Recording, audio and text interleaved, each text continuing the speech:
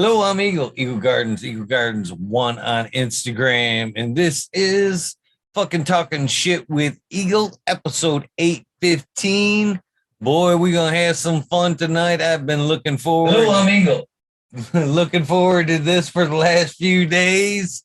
Actually, since I met this gentleman, Mr. Daniel Staggs. How you doing, my friend? You want to tell us how you're doing and where we can find you?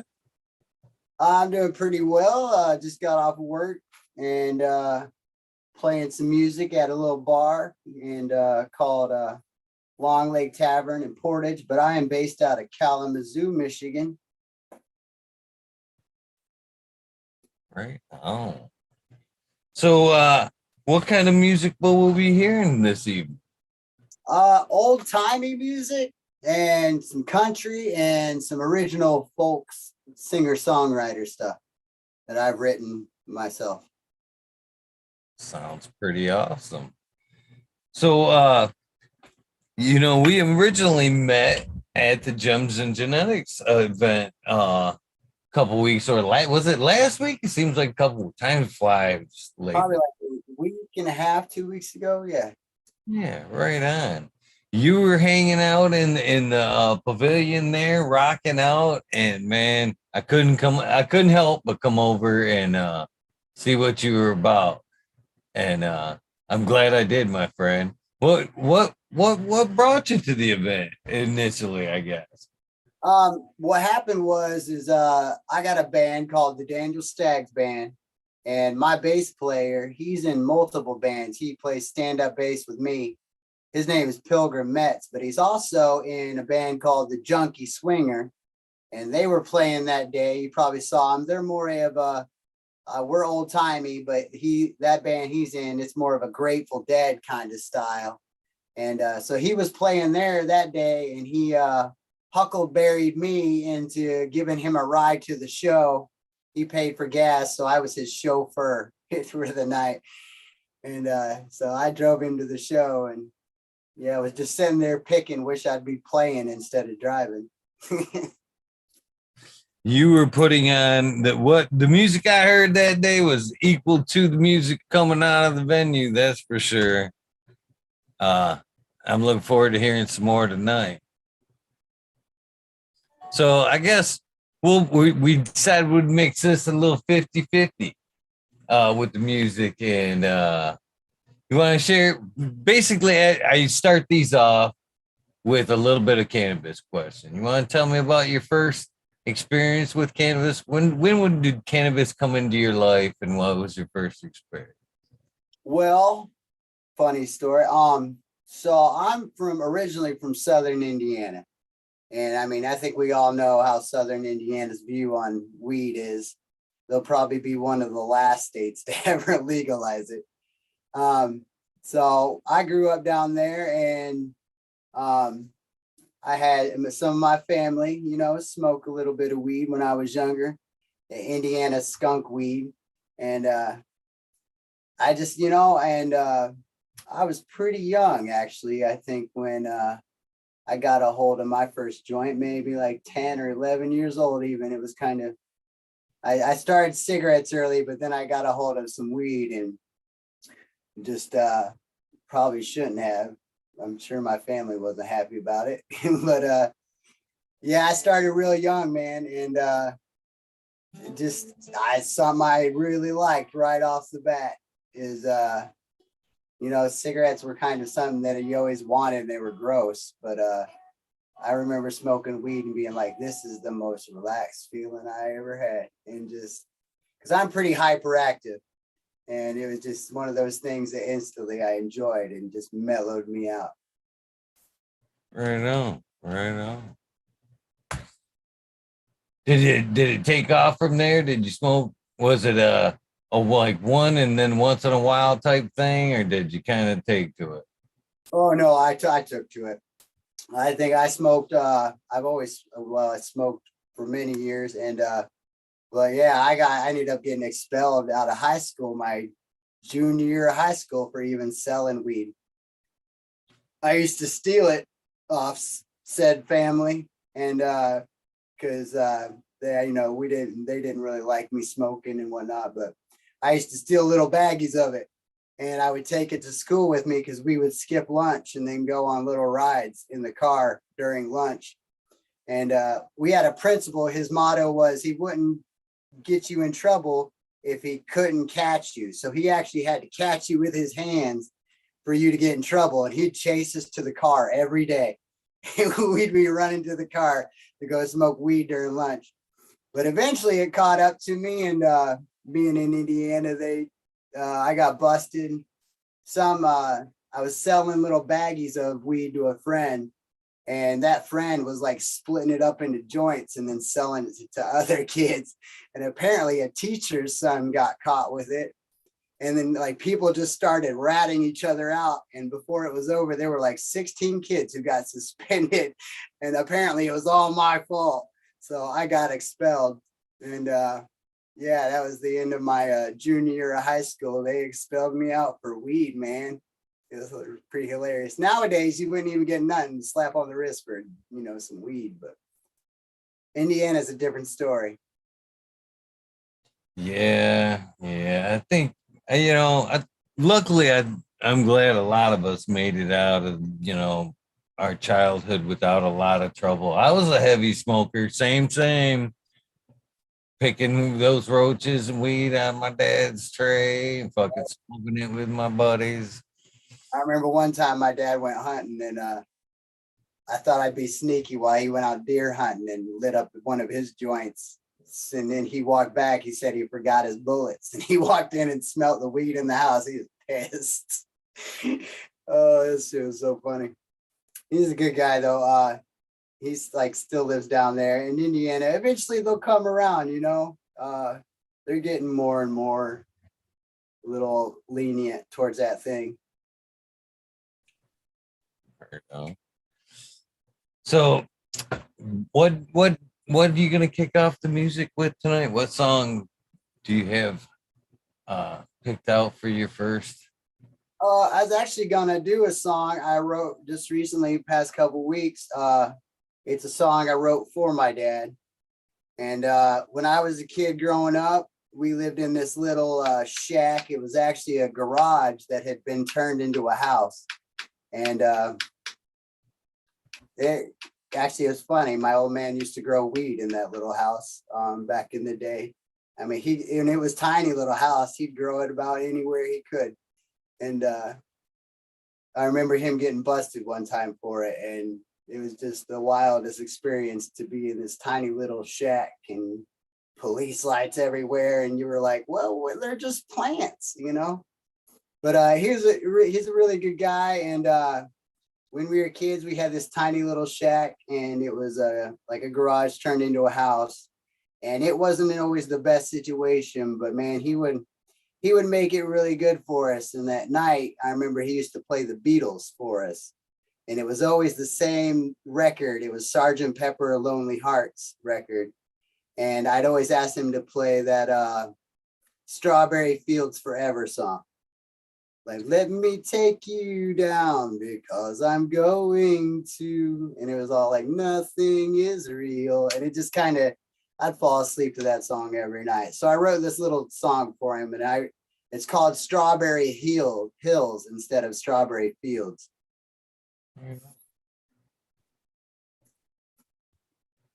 So I'll just kick it off for you. Thank you.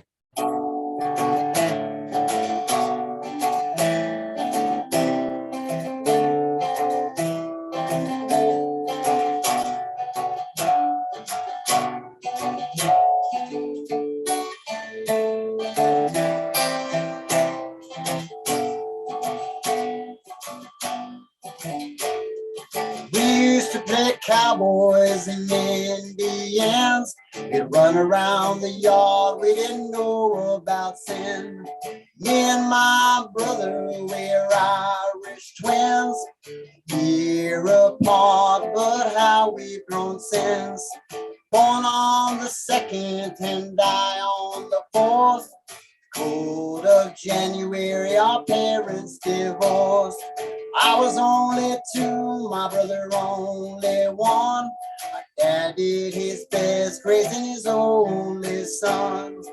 At night he'd play strawberry fields. Lonely heart said nothing was real. Living in a shack in the Indiana hills. Our dad busted ass on food stamps with bills.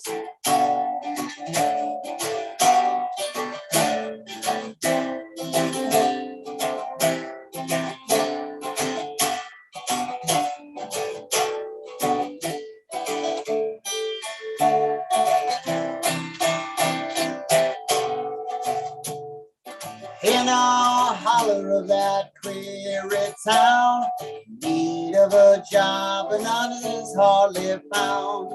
Tipping pies at a pizza joint, the back washing dishes, you'd find us two boys. Daycare was hard to afford, raising your kids on child support. That barely came, so hardly a rest. Dad worked all shifts and he did his best. But at night he'd play us strawberry fields. His lonely heart said nothing was real. Living in a shack in the Indiana hills. Dad busted ass on food stamps with bills. Dad busted ass on food stamps with bills.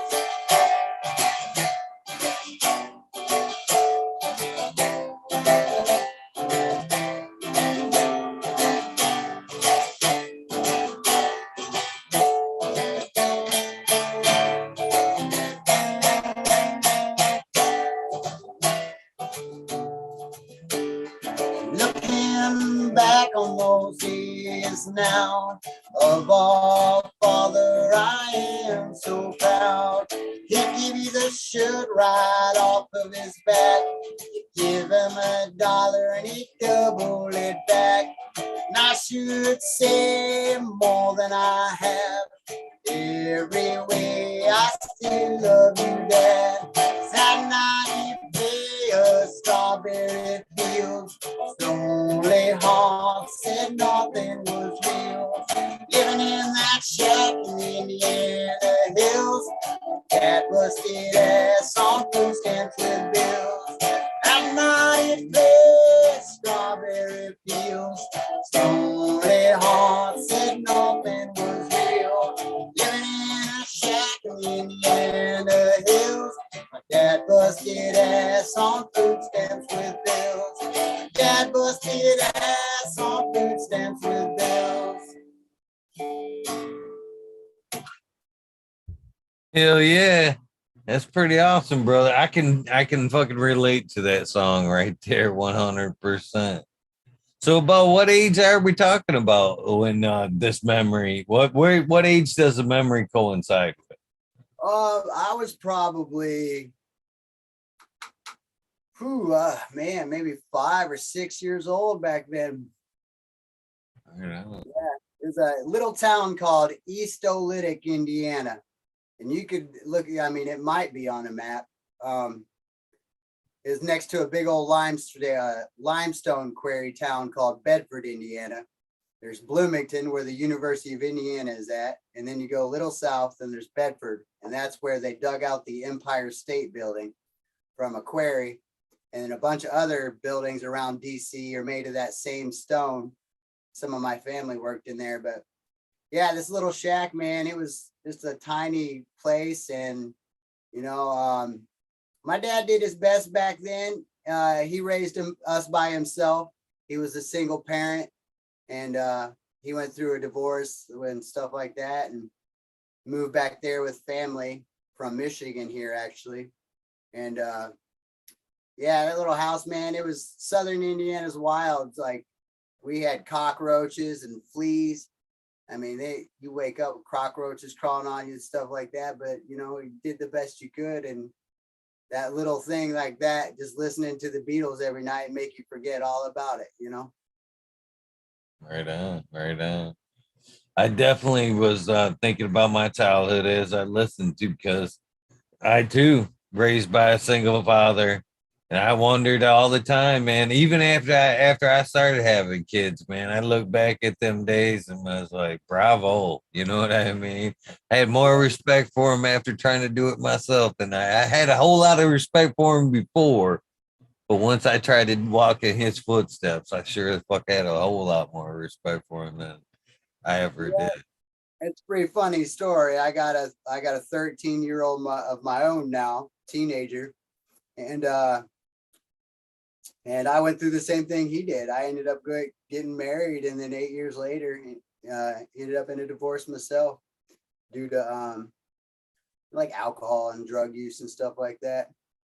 So it's kind of a funny thing how that turned out to be. And yeah, it's just you look back on that and you're like, dang man, I see where you're coming from, and I'm really all the time very proud of him for especially we just had Father's Day, and I was like, I love that man so much. He did so much for us. But he had 2 kids and not just one. So I got a little brother. It talks about in that song too, and we're Irish twins. He's exactly 362 days younger than I am. So that's pretty wild. Mm-hmm. So, yeah, My little brother, he's actually I'm a hillbilly rocker, tattoo artist, and painter and stuff like that. I'm a musician. That's what I do for a living. Like I'm a stay-at-home dad, and I'm an artist because it helps facilitate that. And but my brother, he's in Southern Indiana, exact opposite. He's an Irish twin, but he's an Indiana statey. And really cool guy. He's been to Michigan a couple times, and I go to visit him all the time. But I remember I got expelled from high school, like I said, for selling weed. I hadn't seen him in 5 years. I went down to visit. First thing he said to me, he goes, well, you got any weed on you? I'm like, no, I didn't bring any weed down here. He goes, well, good thing I'd put you in jail. I'm like, you're an asshole. That's how we get along, though. Every time we're around each other, we get into a scuffle and wrestle and stuff like that. He's a good guy, though. I think actually he busted a guy in Indiana for growing weed and let him go because he found out the guy had cancer. So, and that I was like really proud of him because man, he's a stickler for the law, my little brother. And he told me that story and I gave him a big old hug. I was like, you probably did that man the biggest favor he'd ever had, you know?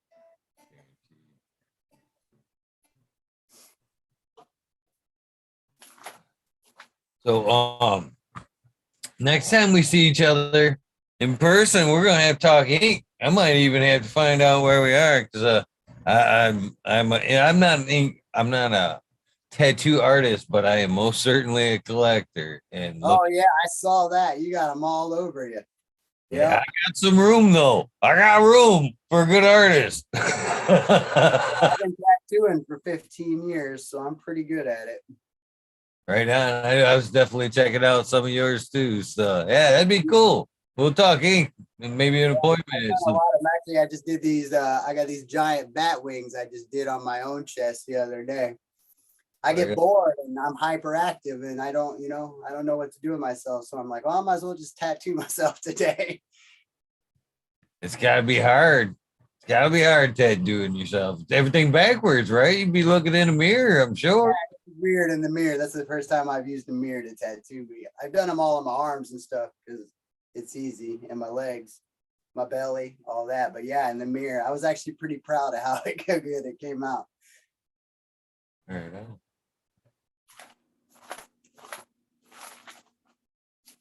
I got my big old songbook here. I have to flip through it every now and then. I don't know if you didn't probably see this, but this is my songbook. Nice. Most people read the Bible, and I read this book of songs. Is each one of those a song? Yeah, every one, front and back of every page. There's probably 200 to 300 in there. That's awesome.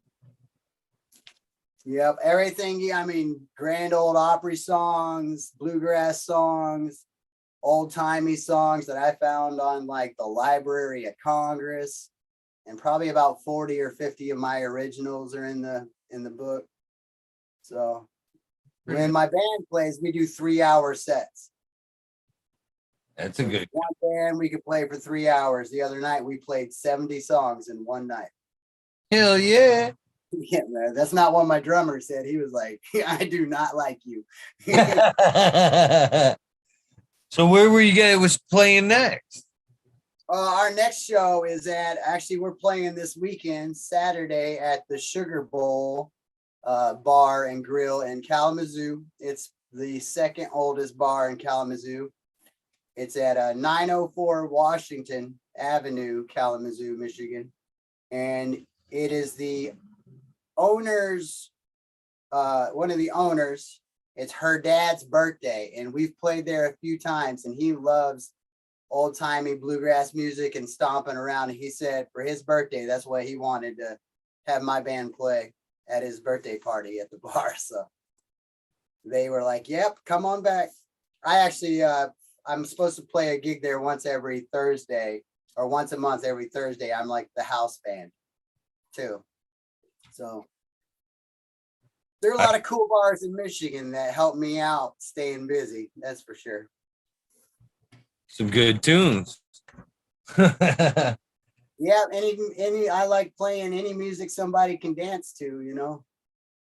I don't do a whole lot of the sad songs or stuff. I have a lot of fast-paced songs. I do have a few slow ones, but most of the time people just seem like they want to dance to what I play, and that's what makes me happiest of all, you know. And you see me a lot too when I'm playing on stage, that I'm dancing like around in circles while I play. Ain't nothing wrong with that. Mm-hmm. What song do you will you play for us next? I'm gonna play this little ditty I wrote. It's called Gonna Be Big Someday. I like this song because you know, it's kind of a shout out to my friends and my family and everybody who's recently been like, you know, you're really doing something that's completely different. And it seems like, you know, I used to not have a lot of faith in myself, and I was just kind of doing it for fun. And then one day I said, you know, I'm done. I'm not flipping burgers anymore. I'm not, you know, I don't want to work for the man, and I just want to play music and make art. And people were like, the more I do it, the more people were like, yeah, that's exactly what you should be doing. So I wrote this song, and I always started off with, you know, it's called Gonna Be Big Someday, and I won't ever be big someday without the help of all these other people. So this song is for them.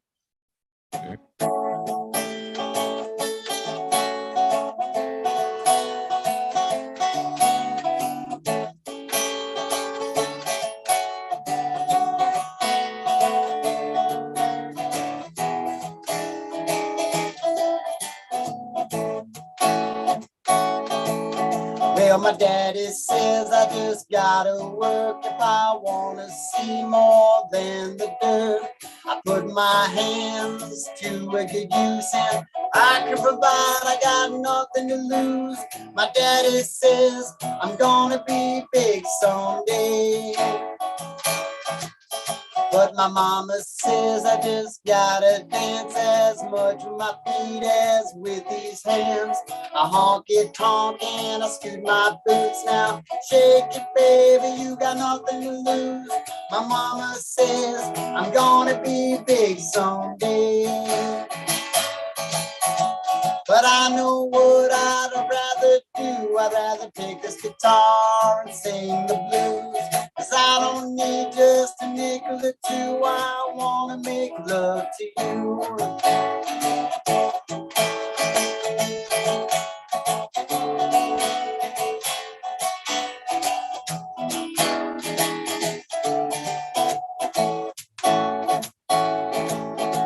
My manager says I do what they say. I'll be top of the charts in New York someday.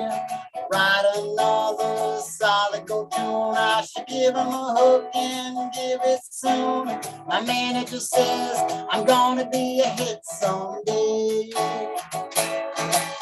but my doctor says I better slow it down if I don't want to end up 6 feet underground. She put my health above the crowd, but doctor, I can't let my family down. The doctor says, you know you're gonna die someday. Oh no, man, 'cause I know what I'm gonna do. I'm gonna pick the guitar. I'll probably smoke a joint or two. Cause I don't care about the blues. I wanna make love to you.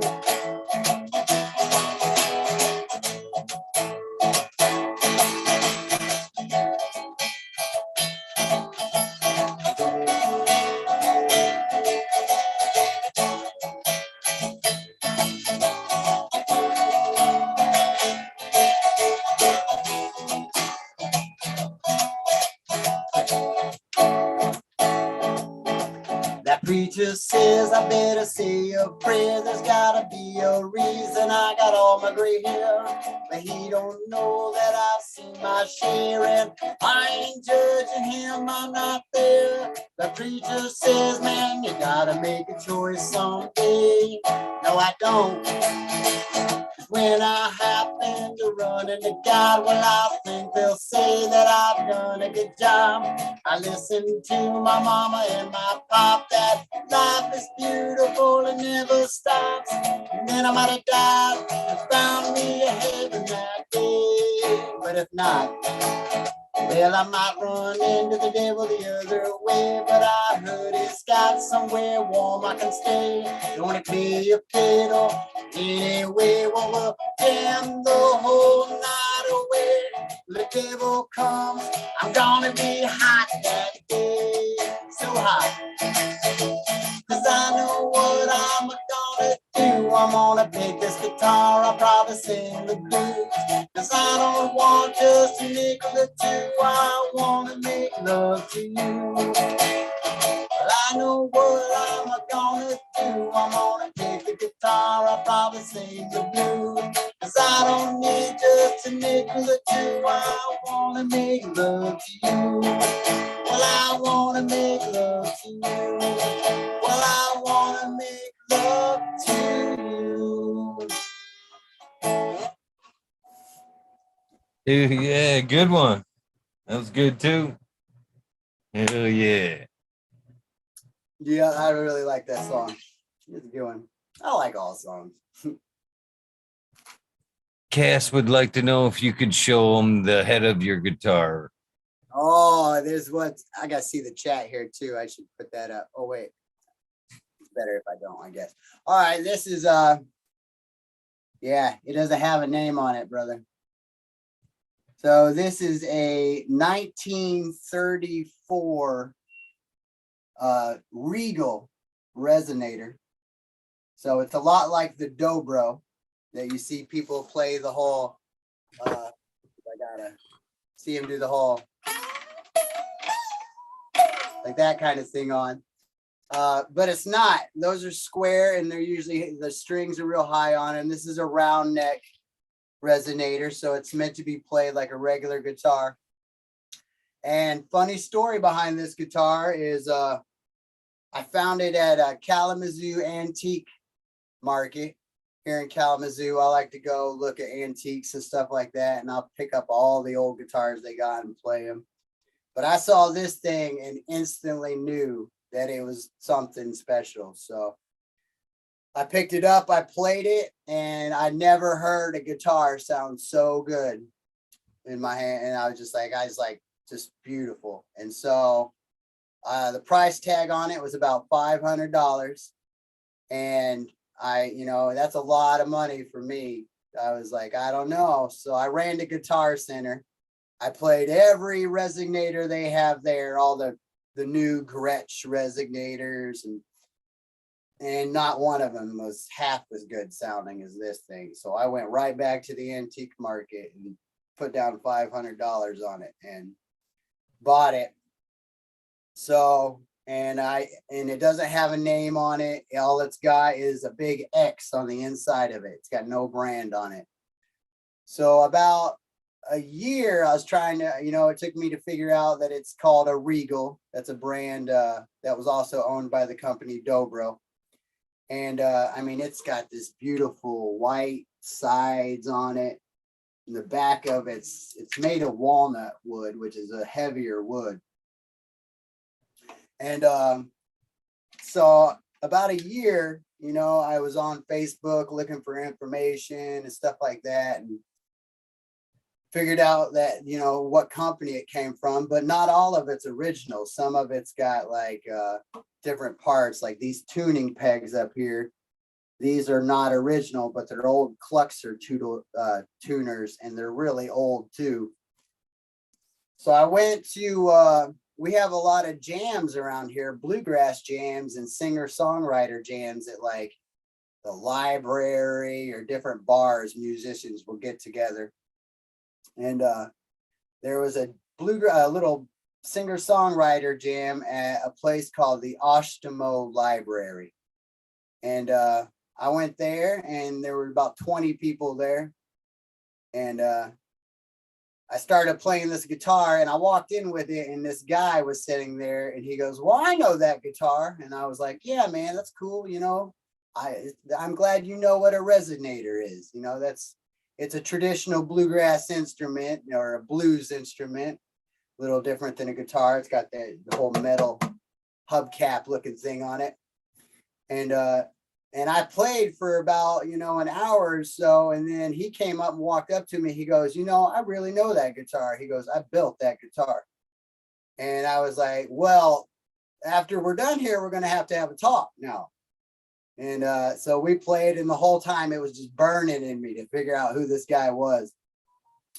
And he looked really familiar. So I got this friend who lives close by in a town in Allegan. That's a different county, a couple, an hour or so away from here. And this friend of mine, he's like a folk singer and an Irish singer. His name's Jake West. And he plays some good tunes. And I've known him for 15 years or so, or maybe a little less than that.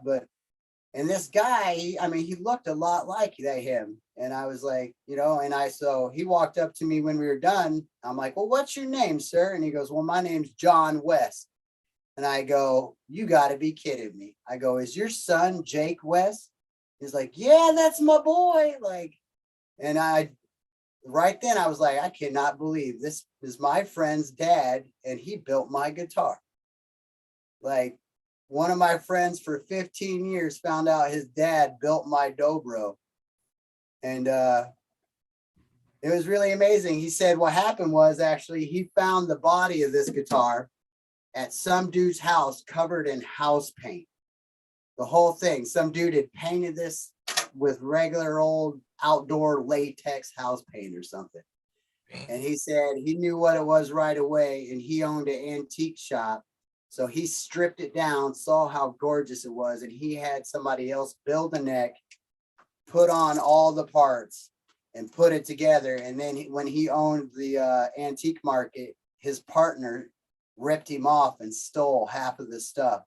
And this guitar was one of the things that went missing from his shop. And he said, it's just so amazing to see it. He's like, that's one of the most beautiful guitars I ever got to see. And I was like, well, I'll tell you right now, buddy, I bought it fair and square at an antique market for $500. It's mine. And he goes, no, it's really great. Like, I'm glad to see you play it. And I've actually played with him a couple times since. He's John West. He's a mandolin player, and he also plays the guitar, and his son plays the banjo, mandolin, all kinds of Irish instruments. A really good family. And just amazing how small like that little world is, and how little things like that just fall into the universe sometimes. So that's the story on my Resonator guitar, one of my favorite guitars. I might bust out some of my other guitars during our set too, because I got a couple really fancy ones people might want to see.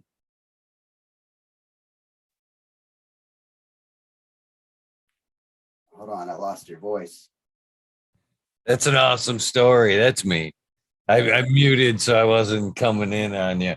That's an awesome story to kind of resonate with the resonator. You know what I mean? And then to turn around later in life and to have that, that's fucking amazing. That's an awesome story, man. That's super. Yeah, people kind of know me for having this guitar now. Like, I carried around if you've ever heard of the Wheatland Music Festival, the first time I ever took it out was that music festival, and I carried it on my back for an entire weekend, and people were like, I cannot believe you're hauling that old guitar around.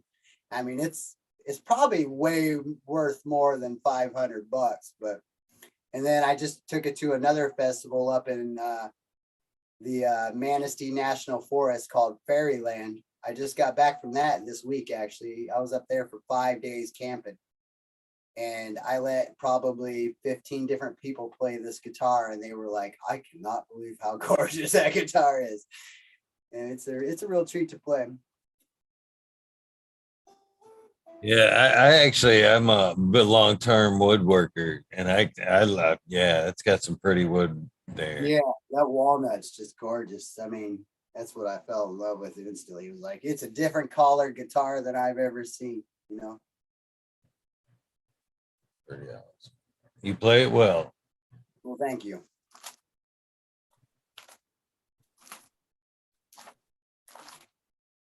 So how long did your dad grow weed? You know, I can never tell because you know, he was, if he did, he was good at hiding it, but he always had a bag full of it. I can appreciate that. Yeah, I don't know if he definitely probably doesn't anymore. I mean, he's real settled down, so yeah. I knew he did when I was really young, but he got busted for it. So I think it kind of scared him off of that, you know, because Indiana, the first time you get a little bit of trouble. The second time it's like 6 months. And then the third time it's like you get like a year or something for growing weed. It's not. Well, is Indiana like known for like ditch weed? I mean, Yeah. You grow it in the cornfields is like what they, you know, most of the time I've heard you find it in a cornfield. And well, I remember when I was growing up, I think it was like more along the lines like they grew hemp early, you know, in the early 1900s, and it kind of just naturally, because of that, appears all over hell. Is what I was always told as far as the end of Indiana, like ditch weed. That's why I know people that literally would drive down and fucking look for this shit. To be honest with you, I think that was more of a myth than, I mean, some of it maybe, but I played around in the woods and a lot and on the trails and roads and walked plenty and never just happened to run into some weed. well, there we go. Yeah, I was a good, you know, I was my dad's wild child. I ran away from home, and we lived by the Hoosier National Forest, and every day I'd get home, I'd just run out into the woods. I'd build forts and find trails and just walk for miles and get lost and have to find my way out. Sounds like a good childhood, to be honest with you. Mm-hmm.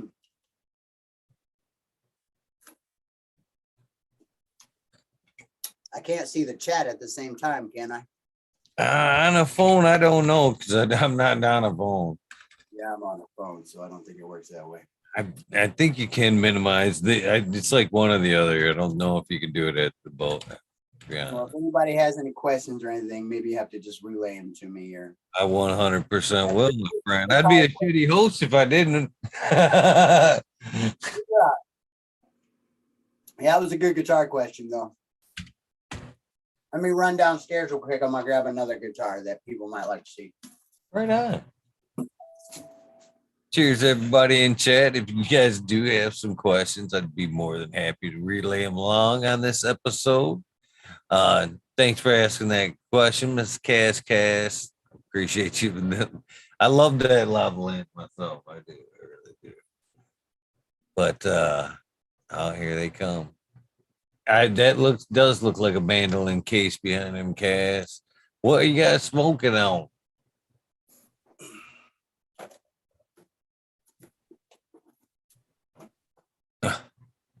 Any ditch weed smokers? There's definitely some weed smokers in chat too. Definitely some weed smokers. So is that a fucking what is that behind you on the door? Is that a ukulele? Is that a mandolin? So I'm a multi-instrumentist. That there is a half violin. There you go. I also play the banjo. I don't play the violin very well. I haven't practiced that much. But I do play the violin or the banjo. I play the mandolin and the guitar. What in the heck? Excuse my ignorance here, but what's a half violin? It's and the antique shop that I actually bought the dobro at one day called me and they said, well, we have a half violin that's just been sitting here. And what it is, it's like a kid's violin. Like it's just a violin that somebody had sold them, and it had been sitting there for a long time. And they asked, they knew that I have a son, and they said, well, do you think your kid would want a violin? And I was like, well, yeah, he sure would. And in my head, I was like, well, if he does, then I do. So I went and got it, and this is it. It's just a little mini violin. It's kind of it's not very big, but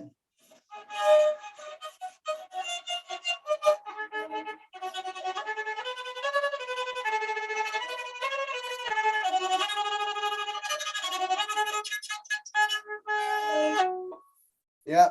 So this is a little half violin. I'm not very good at it at all. I haven't practiced thing a bit.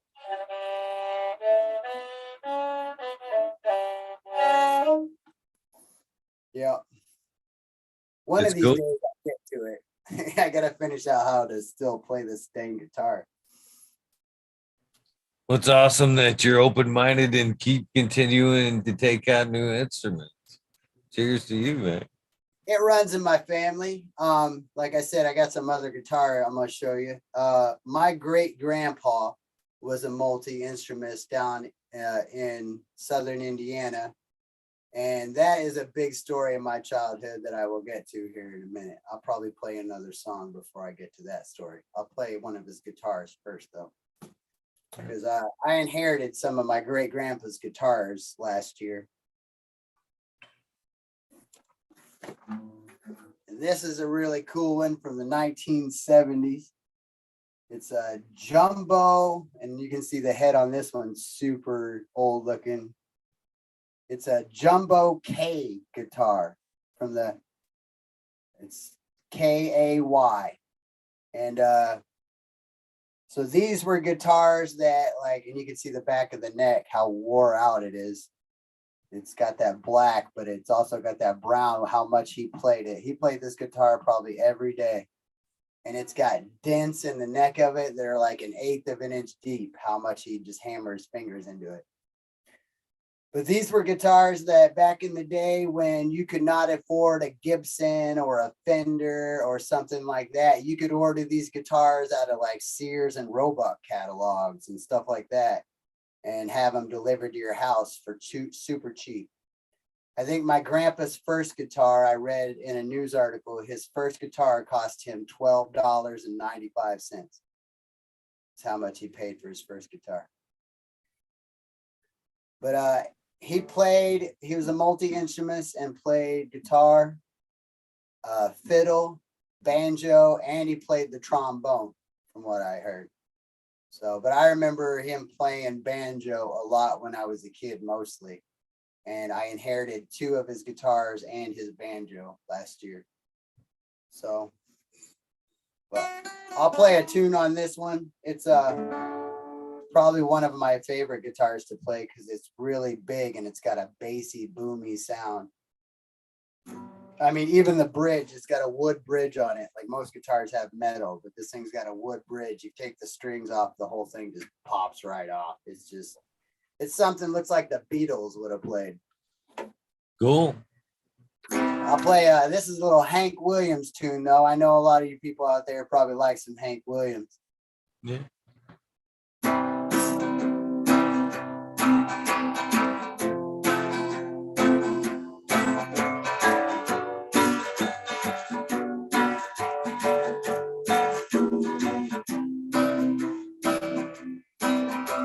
Well, I'll dress up in my hot rod stoker. We'll get hotter than a poker. You'll be broke, but I'll be broker when we're setting the woods on fire.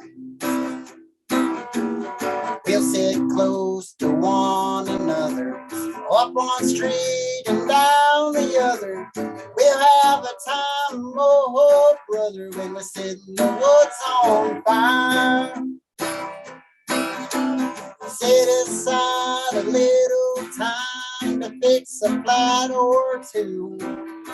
My tires and tubes are doing fine, but the air is showing through.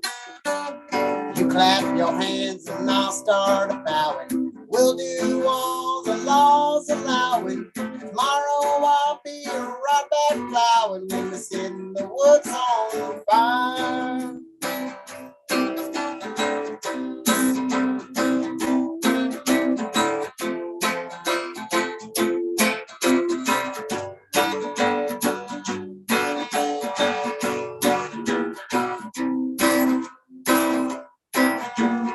Comb your hair, you paint in a powder. You act proud and I'll act prouder. You sing loud and I'll sing louder when we're setting the woods on fire. You're my gal and I'm your fella. Dress up in your proper yellows. I look swell, but you look sweller when we're setting the woods on fire. Taking on the honky tonks, tonight we're having fun. We'll show the folks a brand new dance that never has been done. I don't care who thinks we're silly. We'll be daffy and I'll be dilly. We'll order up 2 bowls of chili when we set the woods on fire. Hell yeah.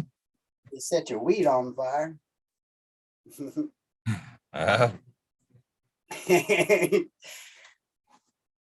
know, I like to change the lyrics. You might probably hear me do that a couple times during the night. I'll probably try to add some pot lyrics in there because I do that. I like to ad lib and it gets people involved. You know what I mean?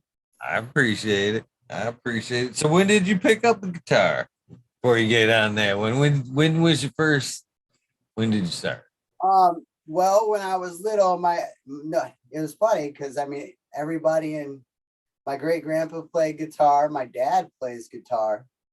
I'm not sure anybody else did, but none of them ever taught me anything. My great grandpa, he'd like when I was a kid, I'd bug him so much that he would let me play his banjo a little bit.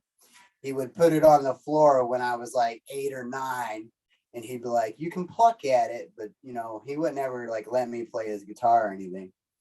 And then I think when my dad had a couple guitars growing up that he played, but my dad's more of a metal guy. Alice Cooper, Styx, Poison, his favorite band's Guns N' Roses. And like, so he had a couple electric guitars and played. But it was about, I'd say 14 or 15 that my dad, you know, one day I was like, I want to play guitar. And so he handed me an acoustic guitar and said, "There you go." And I was like, "Well, what are you going to teach me?" He goes, "I ain't going to teach you shit." He's like, "You figure it out." And so I remember like I sat there for like probably 4 or 5 days until I figured out a bar chord and was just like, and I did that, and he was like, and he popped open my door, and he goes, "Do you know what you're doing?" And I'm like, "No, I don't know what the hell I'm doing." He goes, "You know, if you do this," he goes, "That's Black Sabbath." Da, da, da, da, da, da, da, da, da, da, da. And he goes, "You just learned your first song all on your own." So, and then, yeah, he never taught me anything else ever. So, but I quit. I didn't play guitar after that. I mean, probably until I was like 17 or so. I think when I got kicked out of high school for selling weed, I ended up getting moved. My dad kicked me out and moved me to my aunt's house. So I lived with my aunt and switched schools. And then I met a buddy in high school, and he was like, "Dude, do you want to start a band together?" So we started playing music together, my friend Josh Hancock, he taught me some chords and stuff like that. And then after that, I just never stopped. It's funny now, I go through Facebook and I see my family tags me in all these photos of me playing to my little, like I have a little sister that there are pictures of me playing to her when I was like 16 or 17. And like, and I would be wearing pajamas, like in the garage at my aunt's house playing an electric guitar. And then I look back and I'm like, man, I'm almost 40 and I still look exactly the same, doing the same thing I was doing back then, wearing pajamas and playing guitar. Hey, as long as you're happy doing what you're doing, that's the important thing, man. I think people get the basis of life fucked up. You know what I mean? Chasing dollars, chasing egos, whatever, man. I remember hearing Simple Man when I was a kid, and man, it just appealed to me. A simple life, simple fucking everything. You know what I mean? I think people complicate life too much, and I'm proud to be a simple man. I'm proud to know simple men. You know what I mean? So Yeah, you know, if it isn't simple, there's usually a whole lot of something behind it, and it ain't necessarily always good. cheers to that. It's the whole ignorance is bliss. Like, fuck it, I'm happy. I got a little bit of this to make me happy, and that's cool with me. You know, I mean, it don't make me dumb, but I'm definitely happy. That's all it counts, in my opinion. Mm-hmm. Actually, I used to be a practitioner of, I guess I still am in a way, of Buddhism. And I'm also like part Cherokee and very just simple, you know, small fire is all you need. I consider myself these days to be a Buddhist. That's I try really to walk the Buddhist path. That's for sure. That's a lot of my tats are. I got a Buddha right there. You can't even see it. Wrong side. Oh, fuck, motherfucker. Hey, so there's one of my Buddhas, and I've got a Shiva on my side, and there's Buddha right there. yeah, some of the seeds of life on you there, that pattern. Yep. So we share that as well, my friend. Yeah. So what are we gonna hear next, my friend? It's all been good so far. Original. Yeah. Let's see, I'll probably play another original song. Oh, I have to go get the paper, but there I do got one good weed song actually. I'm going to play a festival. It's called Guido's Cannabis Festival. It's August 11th in Trufant, Michigan. And somebody was like, you got to play this song for me. So I'll go grab that here in a minute. I think it's called I Hope I'm Stoned When Jesus Comes to Take Me Home. That's the name of the song. So I'll grab that one here in a bit. That's a good one. Sounds like a good one.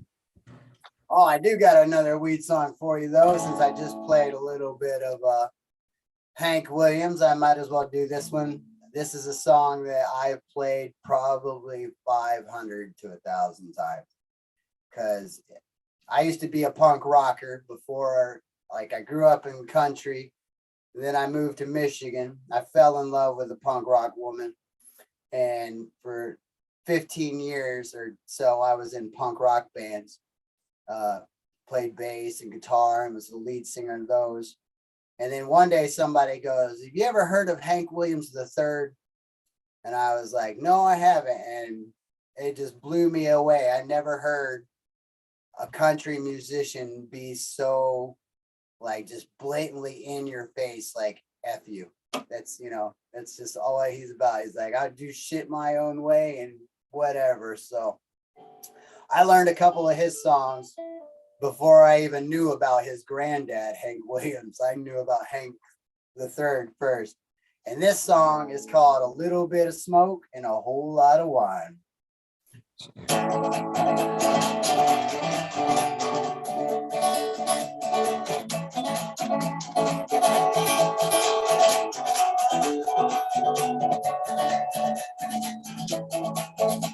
Well, I ain't got no money, a hillbilly hellraiser. I'm trying to kill my time, and I'm looking for that gal about 5'10", and I'm gonna take her down that road, or living this life of sin. Because I'm drinking, I'm drugging, I'm having lots of fun. I always carry around my loaded shotgun, and if you think I'm gonna have a bad time, I got a little bit of smoke and a whole lot of wine.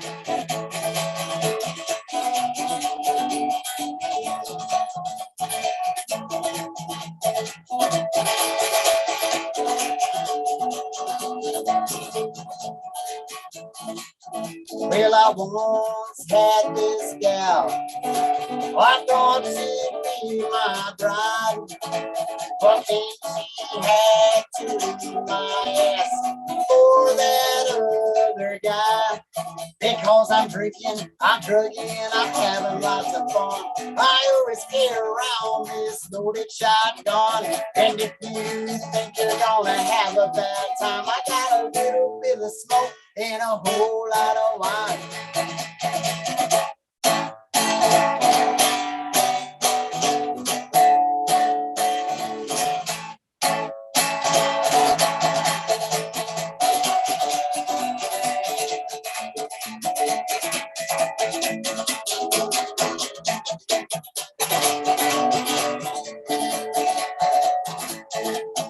And I don't really care if you hate me, you see, cause I'm just a country boy from Indiana. I'm a little bit crazy on that rowdy side, cause I like to drink my whiskey and I like to get high. So we're drinking, we're drugging, we're having lots of fun. We're always getting around our loaded shotgun, and if you think you're gonna have a bad time, you got a little bit of smoke, a little bit of smoke, a little bit of smoke, and a whole lot of wine.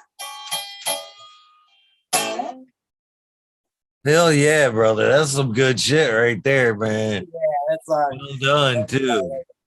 You're a drinker or a smoker. That right there is an anthem. He had me tap my toe, and if they ain't tapping their toes in chat, the motherfuckers better be broke. Yep. I keep wondering when he's gonna call me and be like, "I'm suing the fuck out of you, dude." Miss Cass wants to know in chat, when was the last song you wrote and why? Oh, see, I just wrote a song last night. And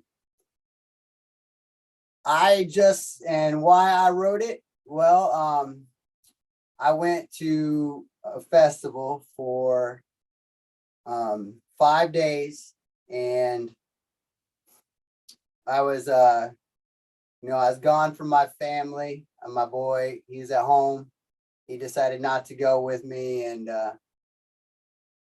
so he was at home, and my roommate watched him for me. I went to the festival for 5 days, and what I normally do is, even though I'm a musician and everybody thinks musicians always travel and everything, most of the time I'm sitting on the front porch playing guitar.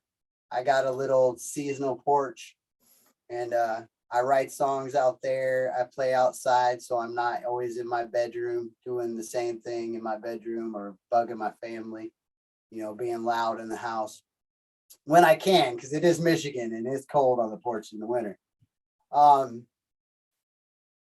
But yeah, so I went to this festival and I came home, and you have so much fun at these things, these big events. I'm like, I went there, and every night, like, I'm sober, I'm recovered for a year now, and there's a lot of partying going on, but I had a blast, and every night I was playing guitar there till 6 in the morning. I mean, the birds were singing and the sun was rising when I was done going to bed, because it's kind of more of a hippie festival with some other rock bands too. And but I was the bluegrass guy there, and everybody apparently wants to play songs with the bluegrass guy because we take turns in the bluegrass world. We're like, you play, you play, you play, But I came back and I was, on cloud 9, and then that very night, you know, what am I doing? I'm right back on the porch. Like, I'm like, okay, you know, what am I going to do now? And I'm back on the porch wondering what to do. So it was songwriting time. So I did. I just wrote a song. It's yesterday. And I came home 2 days ago and I wrote a song the very next day from a festival. And actually, I have it in front of me. I might as well play it the next song. That's a good question, though. You guys got some great questions. I really do. I like some good, keep me on my toes. I know what we're enjoying this 100%. So thank you for coming in, my friend. So this is actually another guitar I got. This is a Fender guitar that my roommate bought for himself. And he was gonna play guitar, and then he tried for a while, and then this guitar was kind of sitting around the house for a year or two, and one day he was like, you know, if you want it, you can have it. So my roommate's really cool. He's my kid's godfather, and he's been my friend for 20 years since I moved to Michigan. And after my divorce, I moved in with him, and I've been living with him for since. He puts up with my shit all the time. And but yeah, actually, so this guitar is actually now signed by all the people that I went to the festival with just recently. I let them all sign this guitar. Every guitar player I played with put their signature on here. So, but I wrote this song, and it's if anybody ever listens to Alice in Chains, I know some people like that band. They have this song where it's like their guitar is actually tuned a half step down from the normal tuning, and it goes like.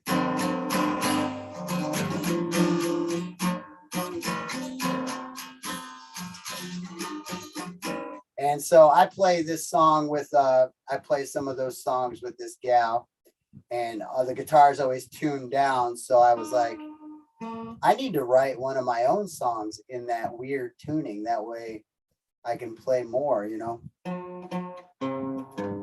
But I wrote this song when I got back from the festival because, you know, no matter where I go, I'm going to have a good time. But when I get home, I'm probably going to be on the porch picking guitar. And, you know, I was gone, and I had some worries when I was gone during the festival because you know, all my family's at home, and I'm sure other artists do the same thing. You know, they go out on the road, and if they got families, sometimes you're like, man, are things going to fall apart when I'm not there? Or do people miss me? Or, you know, am I bumming my family out because I'm off doing this fun thing, you know? And, you know, they're at, you know, I mean, not really. My kid's like, yeah, I get out, be home playing the computer, and dad's gone. Cool. Staying up till 4 a.m. But I wrote this song, and it's called The Porch, and it's kind of about that. Realizing that, you know, when you're gone from your family, that stuff's not going to fall apart, you know, or, you know, and sometimes even though your mind might think that, you know, something bad could happen, it ain't going to happen because it's just, you know, everything's taking care of itself sometimes, you know. It's part of that Buddhist belief, you know, that everything's going to take care of itself. If I wasn't here right now, everything would take care of itself. So, but this song is called The Porch.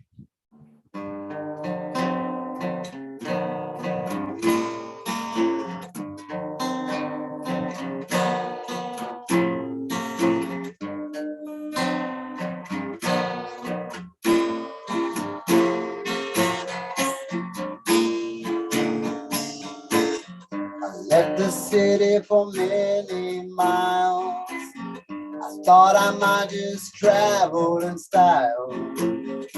Then I would return home. After a while, see your smile. Here I am on the porch again. No sign of you, love or friend. Didn't need to go home far just to pretend everything is beautiful when I'm gone. Nothing's falling apart when I am wrong. I haven't seen my shadow in so long. I don't always need me to be strong.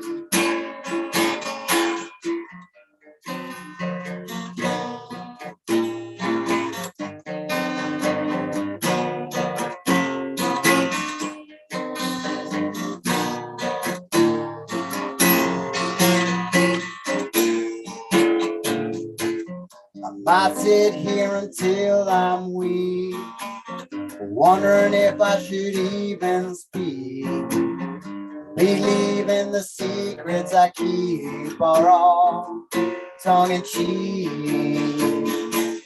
I play my guitar on this porch, on my own words and thoughts, Lord, till my soul and my heart feels pure.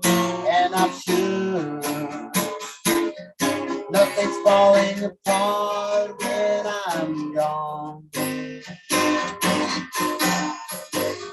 Everything stays beautiful when I'm wrong. I haven't seen my shadow in so long. You don't always need me to be strong, so strong.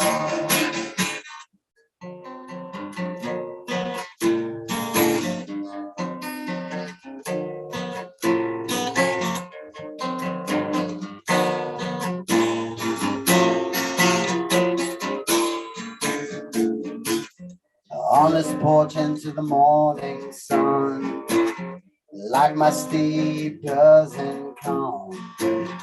Not a waste of my time, nor do I feel like I'm done for putting my energy into more than just me.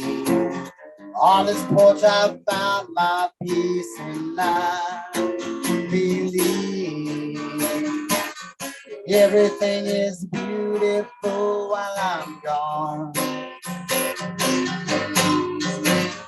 Nothing's falling apart when I am wrong.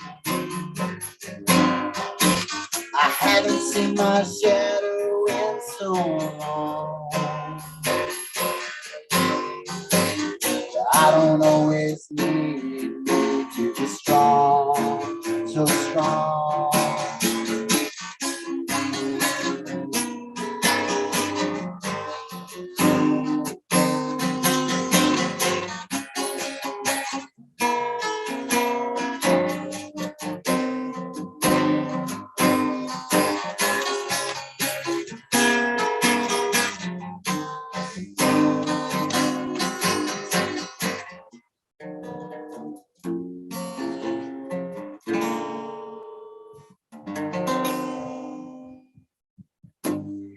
Yeah, so I wrote that yesterday. Pretty damn good. That's awesome, man. Chats love it. I know you can't watch it, but tomorrow you can rewatch and check out chat and you can see what they said. Oh, on the chat thing, yeah. Yeah, they're giving you some props, man. They're loving this episode so far, man. Awesome. Yeah, it's different. It's a great experience for me, guys, too. I'm really enjoying it. We appreciate the music and the stories. You know, it's I got makes a a million. good part of it. Now we're not getting we're getting both sides, a little bit of the history, a little bit of your history. That's the way it should be, man. I'm digging this episode. So, where has cannabis all taken you? Where has been your favorite place cannabis has taken?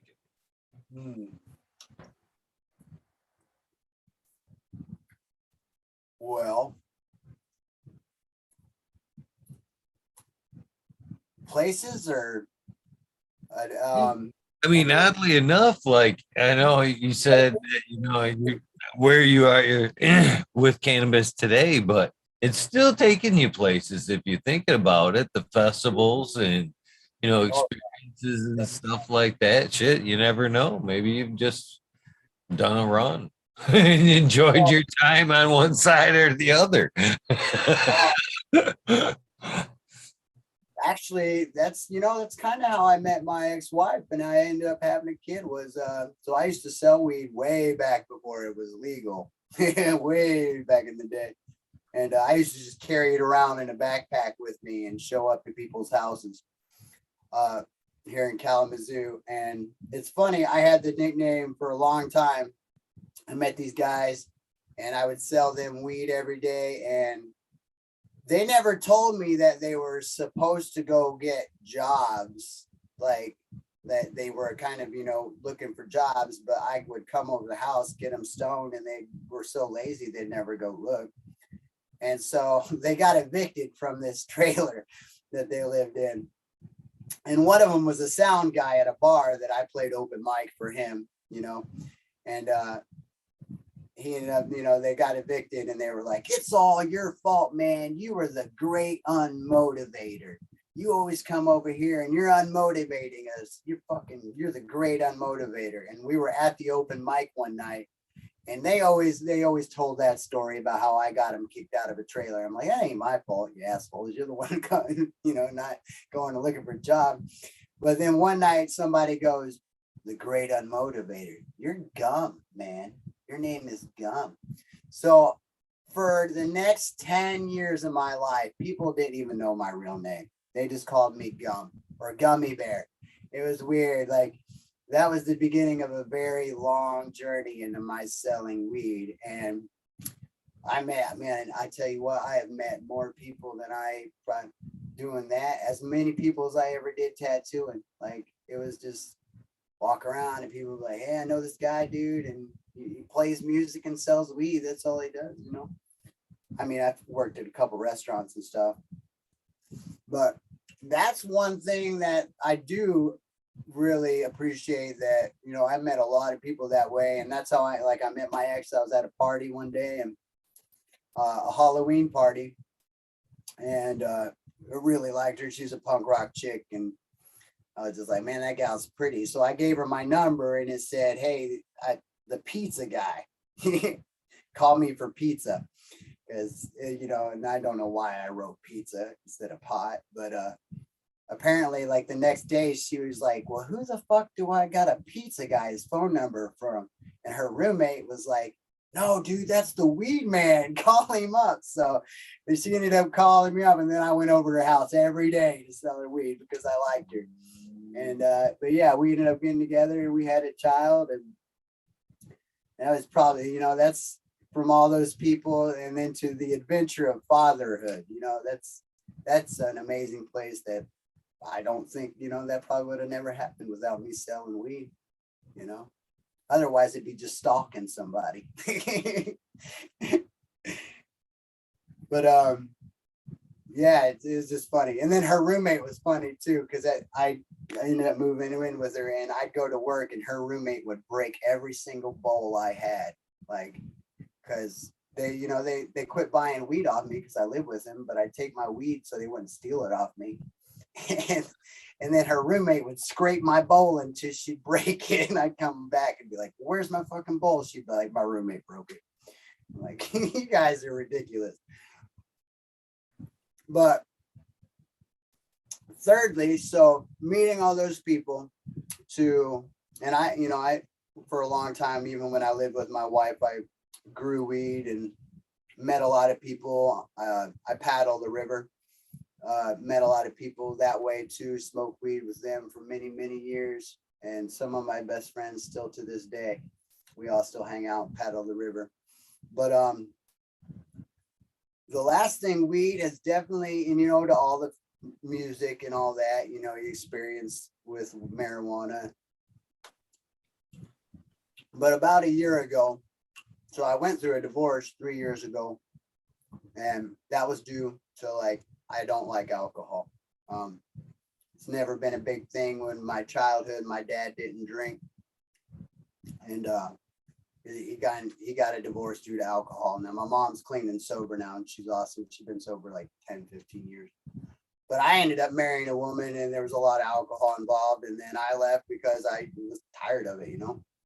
So that was 3 years ago, and then I decided that I was going to quit drinking too. And that, like, I never, you know, I sold weed and I did drink because I was kind of a codependent in the alcohol thing. And you know, that led to me drinking.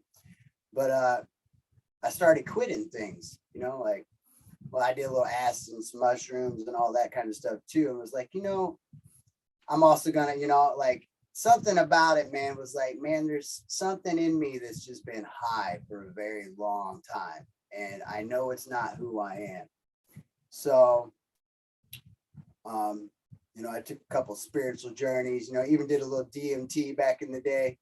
And, you know, that inner voice in me got real loud saying, hey, dude, you're fucking up big time.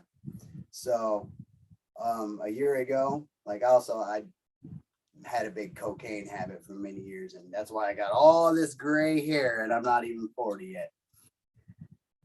But yeah, I got Willie Nelson braids too. Y'all probably see it if you ever see me at a show. I do like Willie Nelson haircut, and that's, I think I had my Willie Nelson braids in when I probably saw you the first time. And but yeah, so I decided that I was going to clean up my life. And a big part of that wasn't just because of me, but also for my son, because, you know, I'd have a beer every now and then, but even that one beer, if he ever saw me drink, he'd just give me that look like, are you kidding me? You know, and I'd feel it inside, like, I shouldn't drink. That makes me a big hypocrite, you know? So beer was easy to quit for me, drinking. And that, you know, was because I had weed, you know, there's, you know, weed's the thing, you know, you don't need much, you know, of that other stuff. And I've always felt that way. I've had a lot, because I come from the punk rock background, that I've had a lot of friends that have died of liver failure, you know, substance abuses, other than, you know, even alcohol. You know, heroin's a big thing that's happened in punk rock communities and whatnot. And also like suicide and stuff and all those things. My entire life growing up, I've always told every one of my friends that's had a problem, and they've asked me, you know, like, how are you so happy in life and shit? I'm like, dude, all you need is fucking weed. You know, like, if you're gonna do something, just do weed, you know, like, it's less harmful than a cigarette even. You know, I would tell my friends, like, you know, you don't need alcohol. Alcohol makes you a depressed asshole or whatever. You know, it's a depressant. It's scientifically proven. But and I'd be like, dude, just smoke weed, you know? And, you know, unfortunately, it didn't always work for people, but it did for me. So I got off the alcohol a year ago.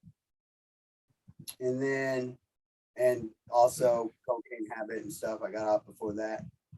And then and that was a hard one because I'm hyperactive and I'm a very highly addictive personality. That's why I played so much music.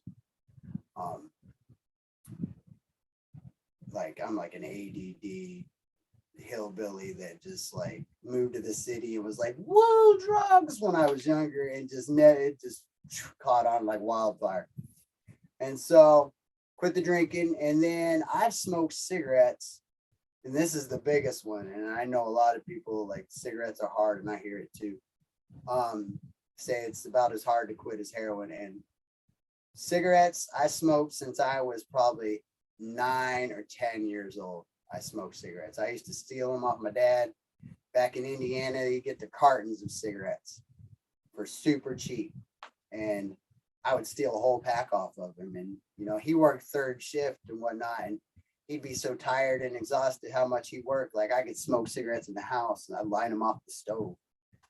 And, you know, and he'd wake up and be like, why is it so smoky in here? And I'd be like, you just woke up and had a cigarette. And he wouldn't know any better. He'd fall back asleep.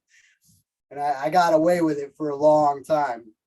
But I also think my dad wasn't dumb, and he probably knew I was smoking cigarettes. So I smoked cigarettes until last year.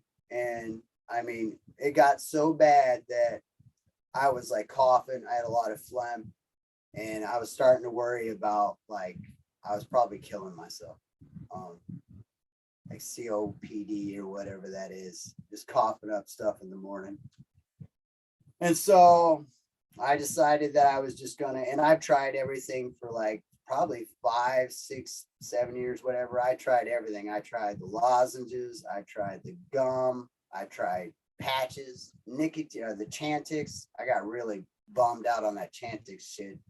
It's just no good for me. It made me real depressed and all that. So last year I was like, F it, it's time. And I quit cold turkey. I laid in my bed and just cried for a week and never shook so hard in my life. But I had weed, man. And that was one thing, like, I just, I was like, man, if anything, at least there's something like different. It's non-addictive, no additives. It wasn't killing my lungs like that. And so I bore through it. I quit cold turkey after 25 years. And I don't think that, I mean, I probably could have done it without weed, but man, it made it so much easier.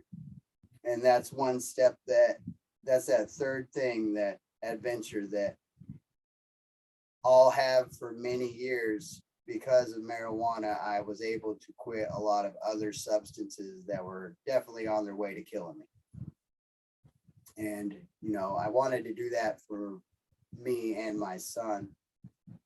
But weed helped me get through it without, like Willie Nelson said about the drinking. Like Willie Nelson, he's the nicest mofo anybody probably ever met and whatever. But Willie Nelson says, well, I probably would have killed people if it wouldn't have been for marijuana.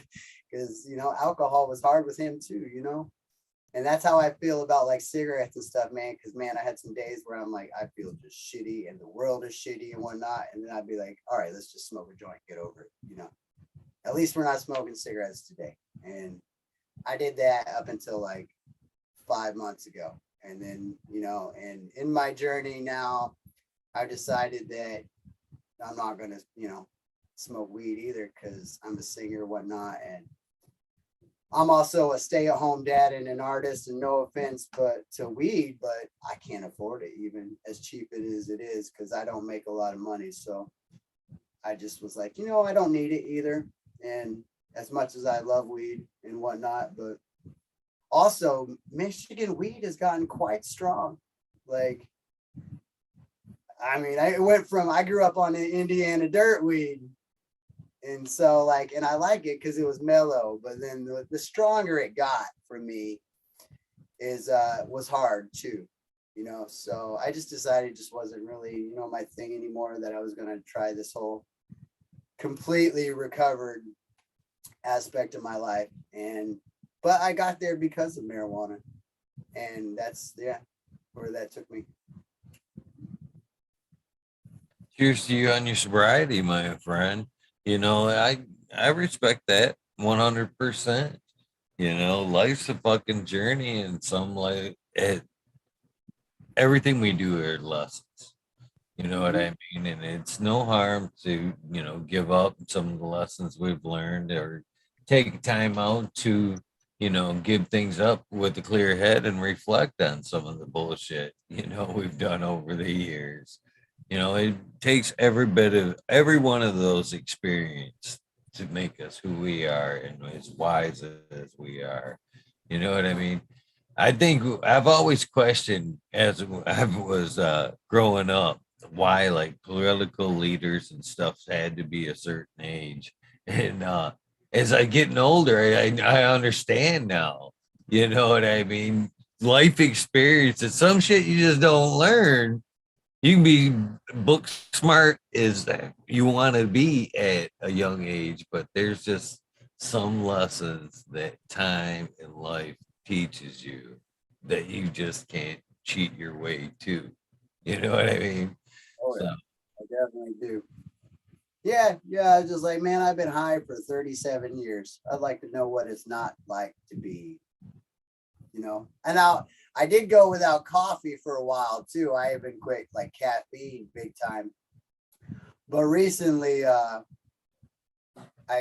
get these little headaches too. It's a weird thing with the Michigan daylight. Apparently gives me these called cluster headaches.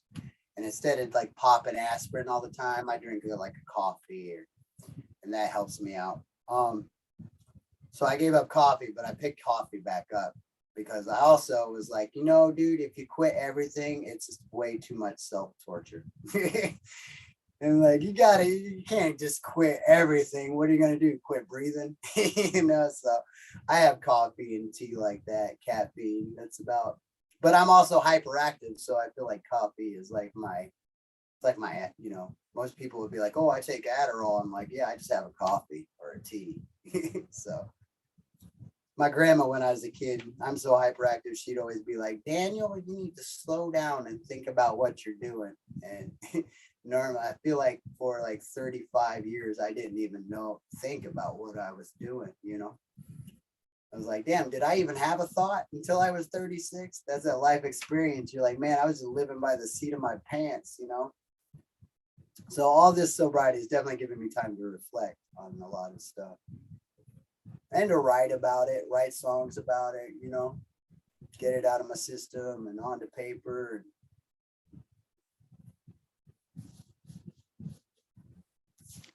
Very nice. So I guess, have you always in Michigan, Illinois? Have you been anywhere else? Has your journey taken you anywhere else?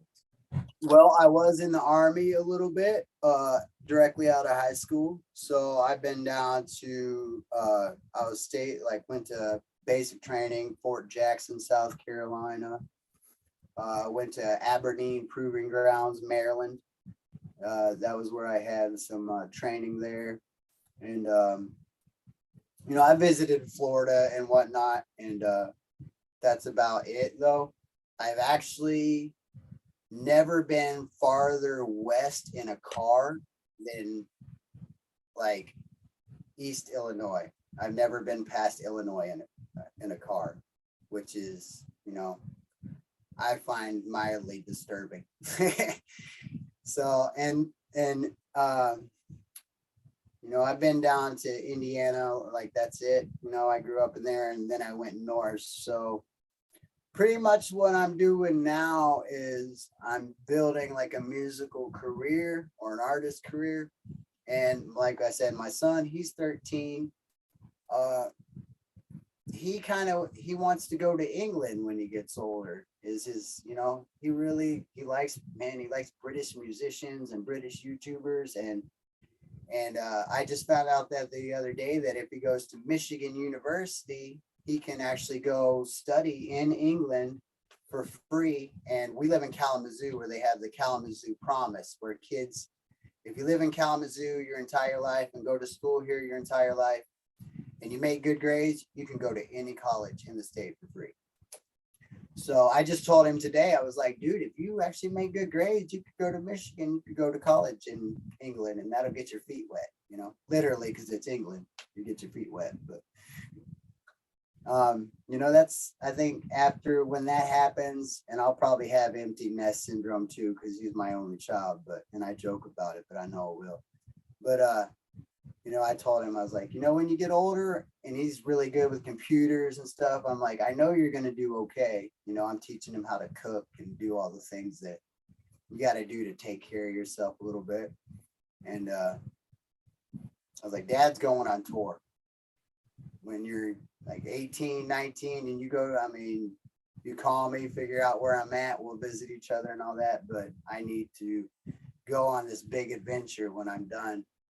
Because I took part of that role. I was, like, I got to do this for him and take care of him. And then afterwards, like, Dad's got to take care of himself and go see some stuff before I get too old. I'll be about 45 when that happens.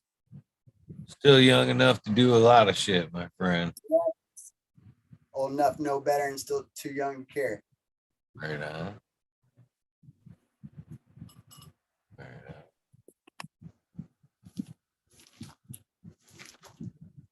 So I guess yeah, did I hear you say you grew some weed at one point?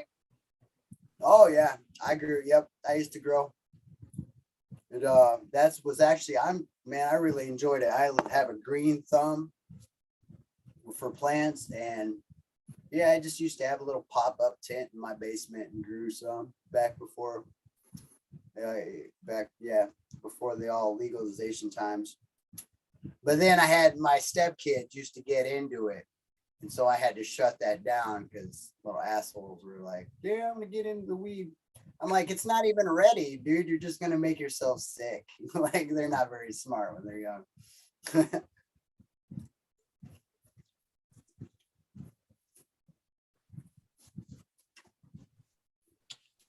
Yeah, that was back in the day when like a quarter pound was like $200, you know that, and you were like, well, that's a good deal, you know. It's just ridiculous now. Oh man, I don't even like to discuss cannabis prices. To be honest with you. Yeah. I remember I say this all the time, man. We used to hear them stories. Man, when I grew up in the 70s, I used to get downs for fucking next to nothing. And we'd be like, oh, I wish it were like that. You know what I mean? Now Everybody those prices are here, and I'm like, it's not cool. It's not cool. bring back the money. Yeah, there's a dispensary on every corner. I mean, there are like 20 to 30 here in Kalamazoo. And I have a lot of friends that grew weed too and just had to shut down because they're like, man, it's just not worth it anymore. So they're like, I gotta go back to work. Sadly enough, I know a lot of people, including myself, like that. I know that feeling too, because I'm a tattoo artist. We've been dealing with that for years, tattoo shops popping up everywhere. And you're like, so I feel for them. Like, it's just, that's why I took up playing guitar. It's because, everybody and their mama tattoos. You can buy some home kit, I love that the fact that tattoos are being more accepted. You know what I mean? Yeah.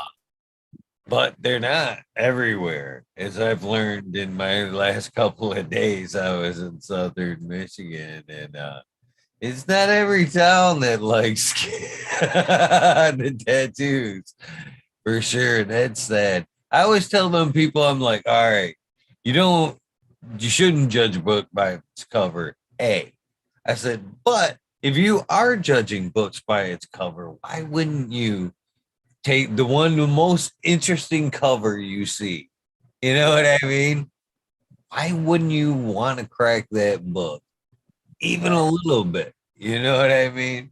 So yeah, I don't. People are. Well, I definitely do. I got this big old one right there on my face. I don't know, the tomahawk. People are always like, man, what is that on your face?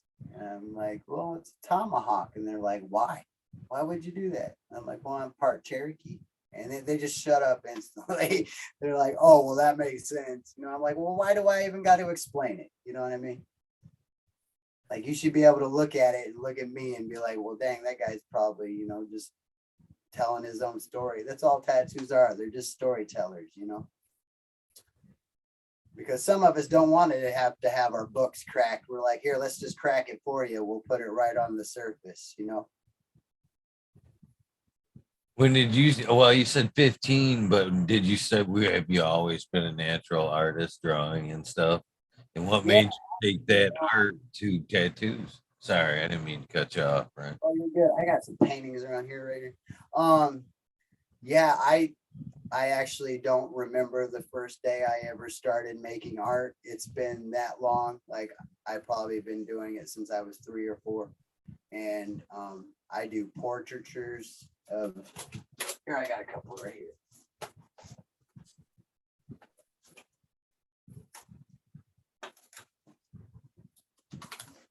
So yeah, I grew up in the Indiana little town in Paoli, Indiana, and this is a shout out to my art teacher. He like I was really good at drawing cartoons and stuff. And then when I went to this high school, and every Christmas, you know, like we grew up, you know, we'd always didn't get a lot, but my family always made sure that I had art supplies because it was the one thing that just made my heart smile. So, but then I went to high school and I had this art teacher who would not let us do anything like really out of this, you know, like out of your head fun, like, oh, I want to do some like freaky deaky painting. He was like, no, you need to just sit there and draw like Da Vinci or draw like Michelangelo and make all these cool things. So he taught me portraitures and stuff like that. And it just from there got better and better. But here's some of my portrait art. This is a little Snoop Dogg. Good. And that's just like mechanical pencil. And there's another one of the guy from I don't know what TV show that is. I don't know. I just found it online. But yeah, so I've done portraitures for like tattoo artists. I've got art in England. I've got art in California and Beijing, China, stuff like that. That like just happened to get there randomly, man. I also do some pretty fun painting stuff. I like abstract painting as well. Just some real like, it's hard to see in the light. But yeah, it's just like Bob Ross on freaking LSD kind of stuff. So, and when we had COVID, I actually took up painting more than drawing portraitures. I think I did 150 paintings in 1 year. Just went to town and was selling them out in my front yard like a yard sale. And that's how one of my paintings ended up going to China. It's fun. I'm still actually, I took the paintings, like 10 paintings with me to the festival. And I sold 2 paintings. And then I gave one to my friend who I did flame, like the fire poise with the ropes. So I got to spin some fire poi, which is really cool.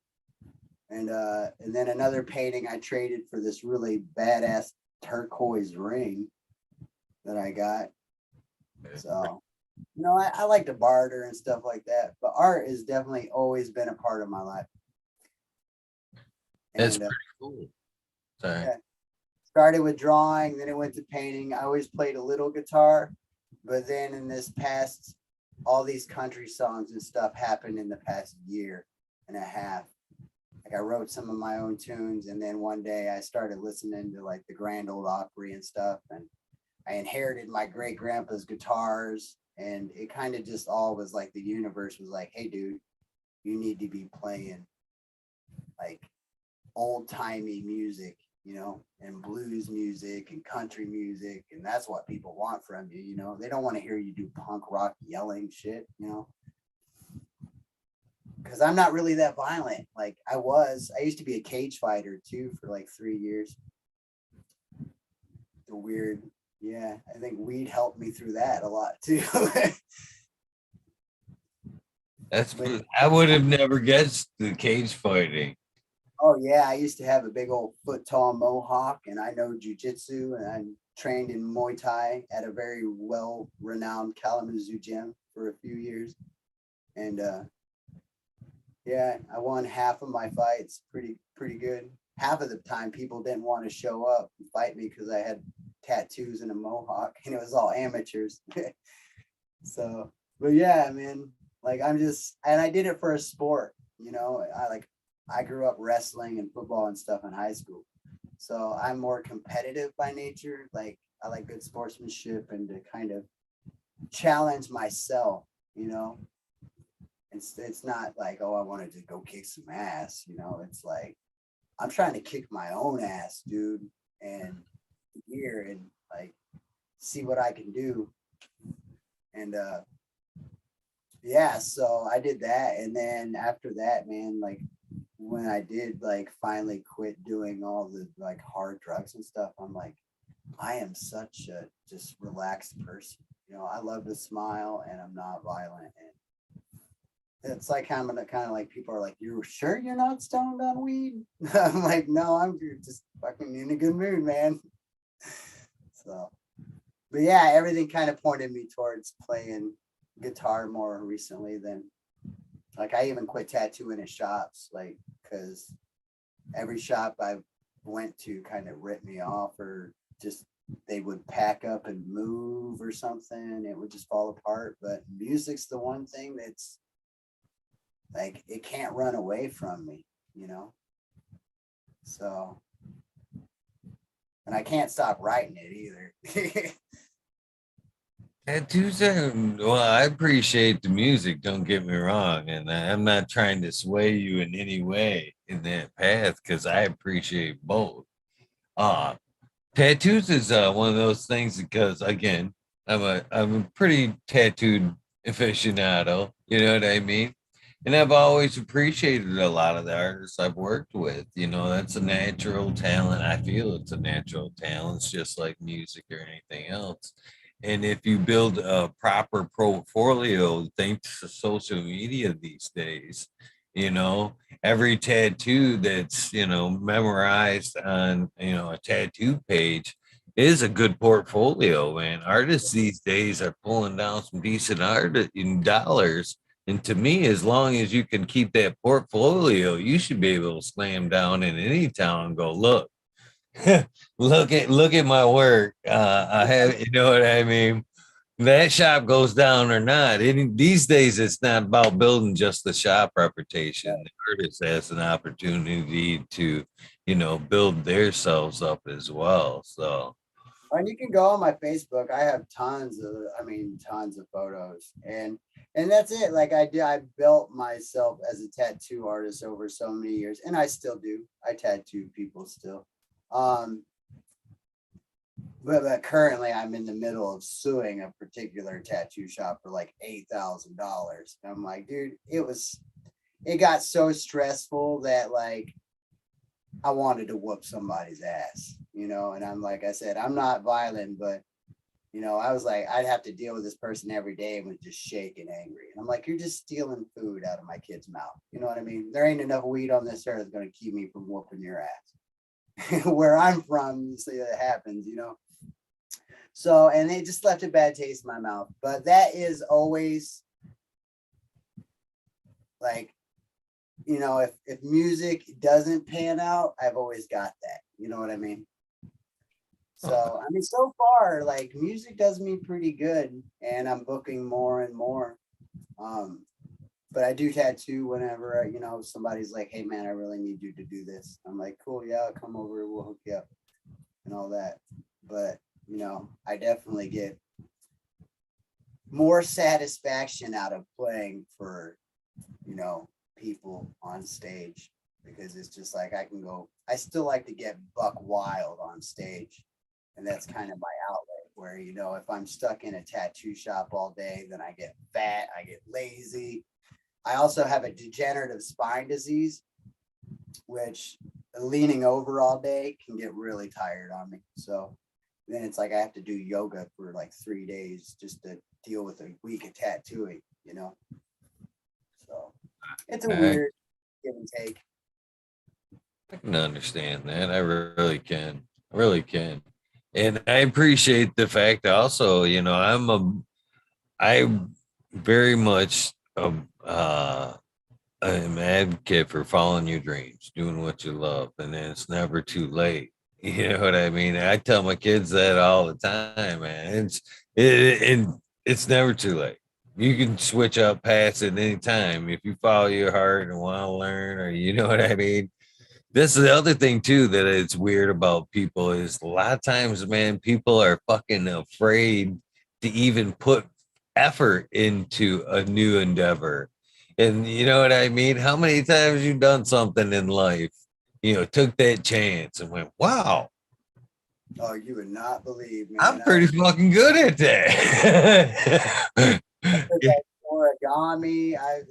I've taken up some weird things where my friends are like, dude, when do you stop? Like are you still like, you know, there's been that myth that, you know, like people stop learning things at a certain age and that they're stuck, you know.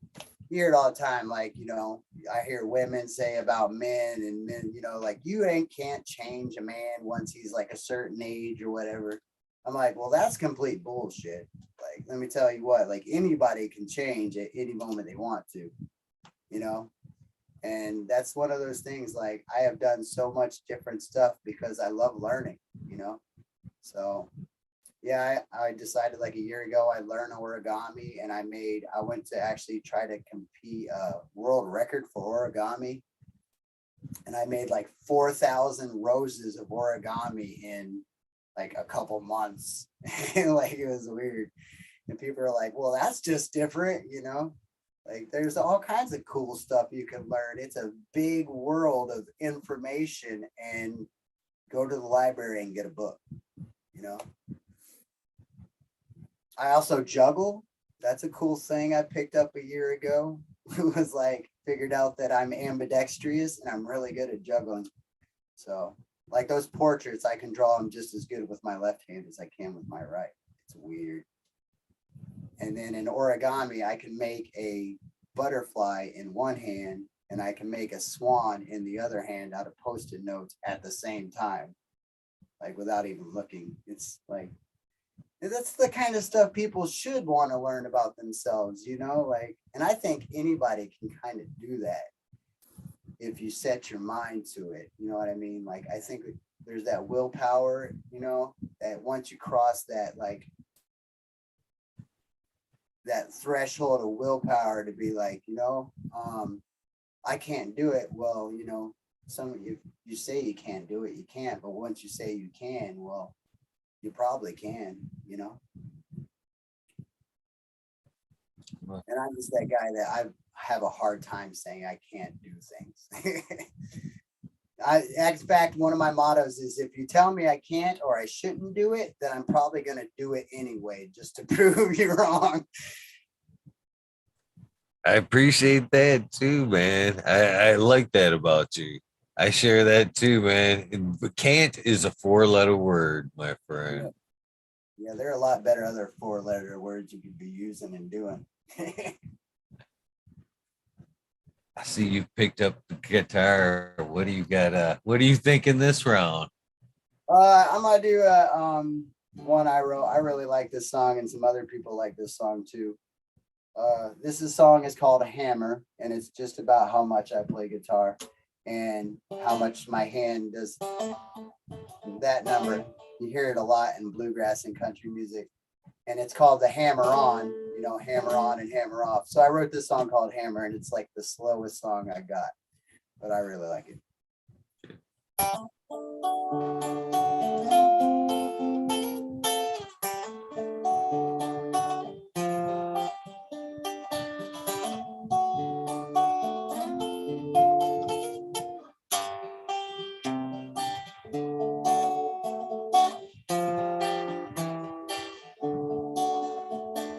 When I was born, the screaming was loud and clear.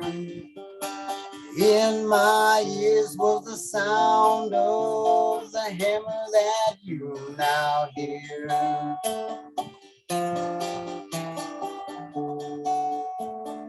Day after day, late into each night, I swing my hammer down with such a terrible delight.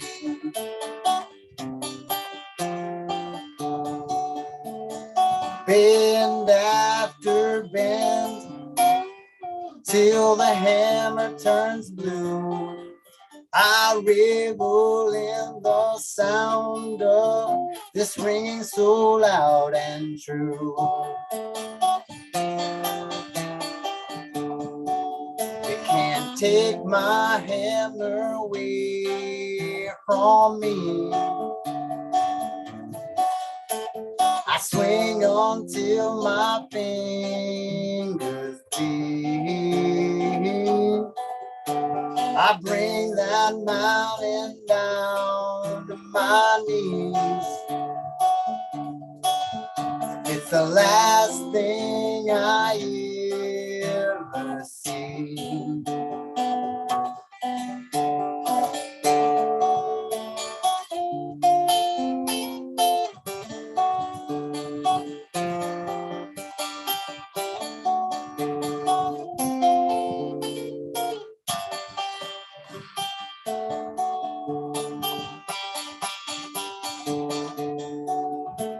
This hammer never made my mother cry. This hammer never brings my father shame. As much as this hammer callous my hide, it strengthens me the same. So I carry a hammer in each hand. I carry another on my back. Let me hammer and walk this land where I carry like a cold hard fact. Let me carry like a cold hard fact. Can't take my hammer away from me. I swing until my fingers bleed. I bring that mountain down to my knees. If it's the last thing I ever see.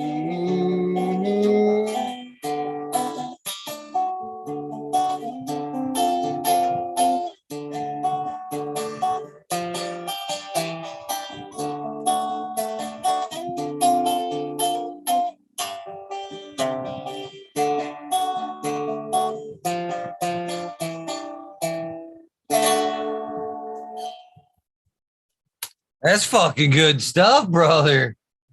Holy cow. That was really good, man. That was That song kind of relates, you know. You can't take my hammer away from me, kind of says it all right there, you know. Go ahead and try.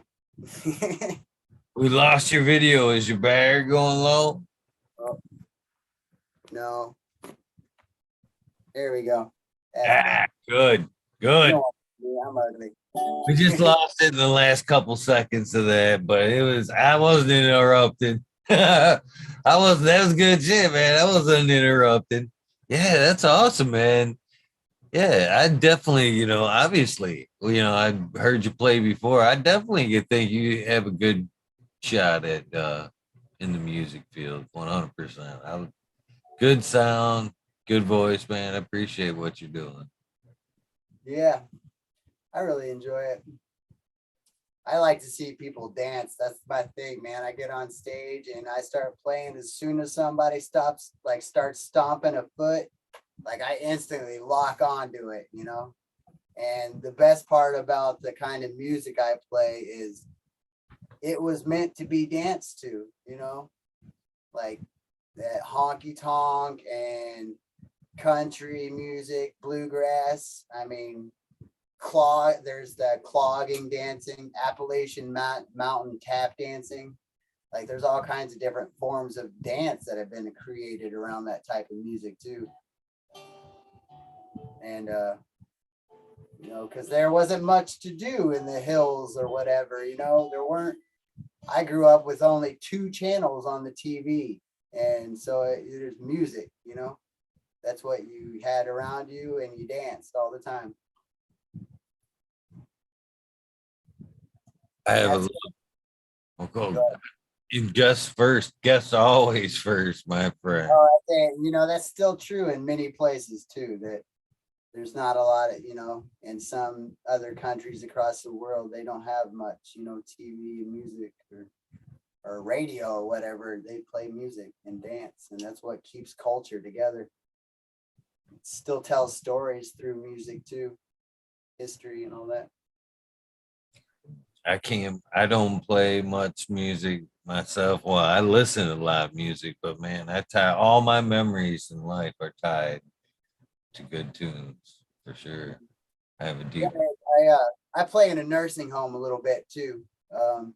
My great grandpa did it. He'd always go to the nursing home like 2 or 3 times a week, and I do it because Alzheimer's patients, it's been clinically proven that music really brings them back, you know, they'll be completely lost, but sometimes they hear one song and they are just right back to having memories of their 20s and 30s, you know, and that's great, you know, like I hope that when I'm old and if I ever start to lose my mind and stuff, that people can play those songs back to me and bring me back, you know. Hopefully, like my great grandpa actually died in the hospital playing his guitar and stuff. So when he was like 85 or 86, and I hope that I'm lived like that long and not be like, just hand me that guitar. I'm still going. Yeah. I hope you are too, my friend. Trying to stay there.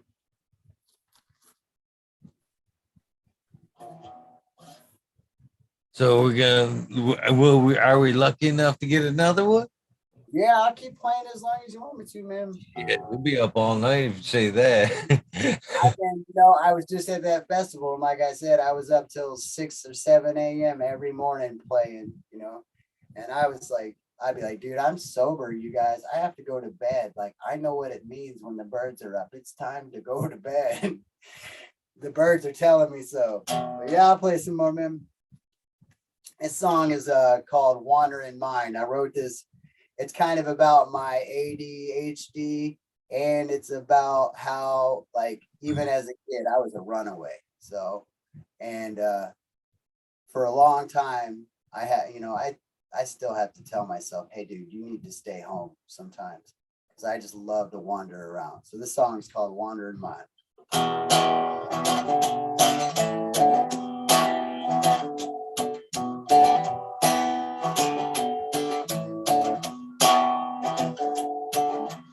When I was young, I sold my oats. I was making the best of staying afloat.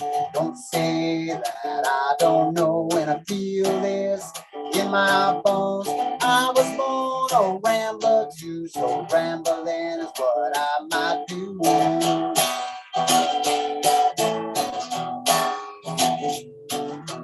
Moved 2 times when I was 3. I moved 3 times when I was 4.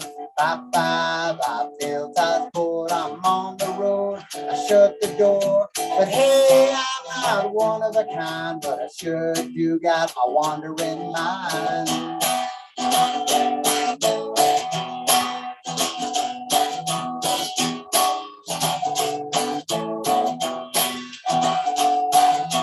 Baby, can't you see this just ain't me?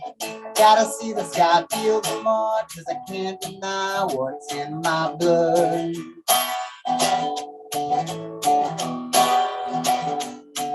Was on my own when I was 10. I'm in the door and out again. At 16, I realized then that a rambling man ain't got no friends. He's always all alone. He can't keep a home.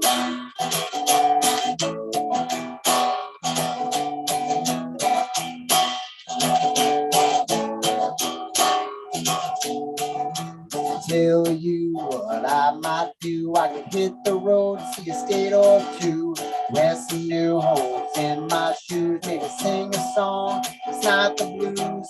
I might even settle down to where I go. My heart's home now.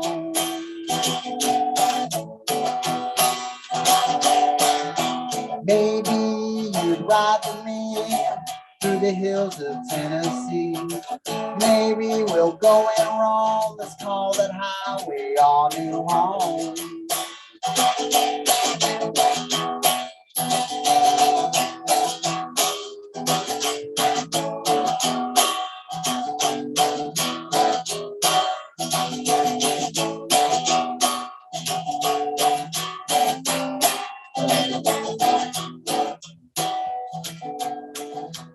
My love, what do you wanna do? Always settling down or just passing through?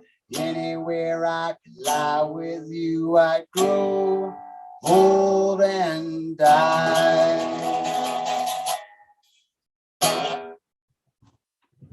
Man, I highly suggest you go back and watch this comment section tomorrow.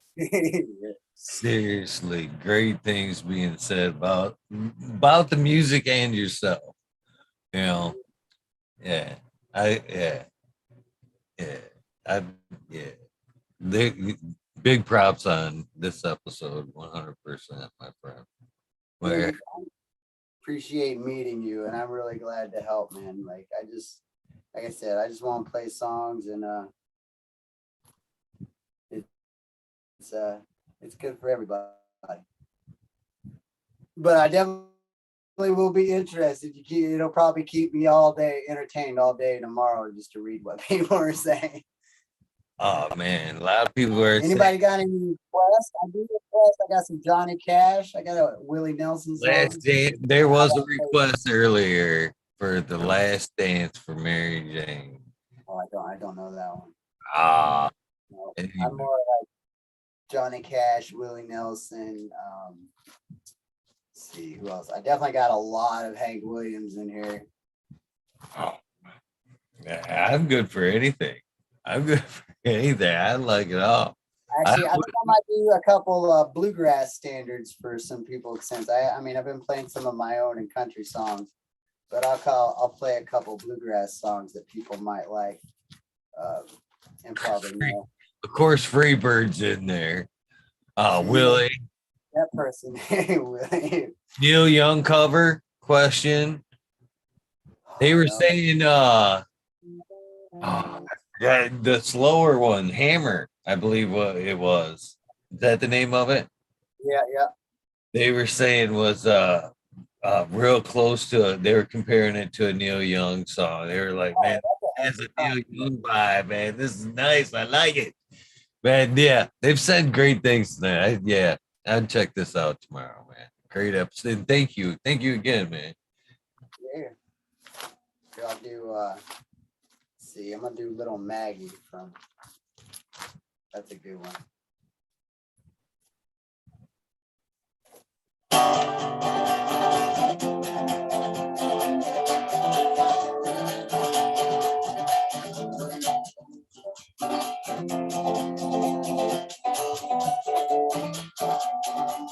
Oh, yonder stands little Maggie with that dram glass in her hand. Oh, while she drinking with trouble, cause she caught her another man. How could I ever stand it just to see her two blue eyes? Just a shining in the moonlight, like two diamonds in the sky.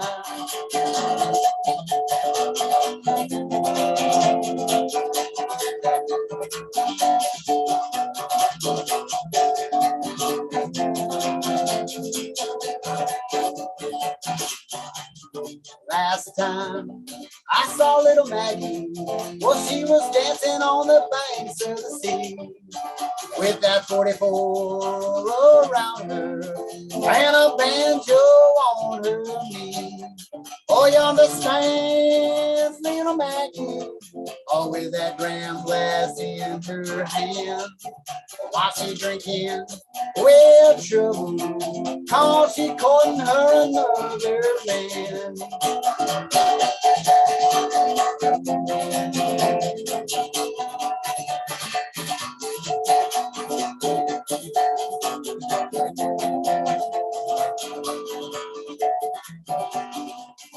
Lay down your last gold dollar, lay it down that watch and chain.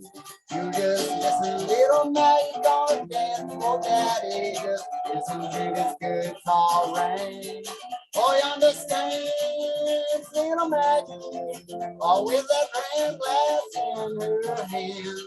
Oh, while she's drinking with trouble, oh, she courting that other man. Pretty flowers were made for blooming, and pretty stars were made to shine. Little women were made for loving, and little Maggie was meant to be mine.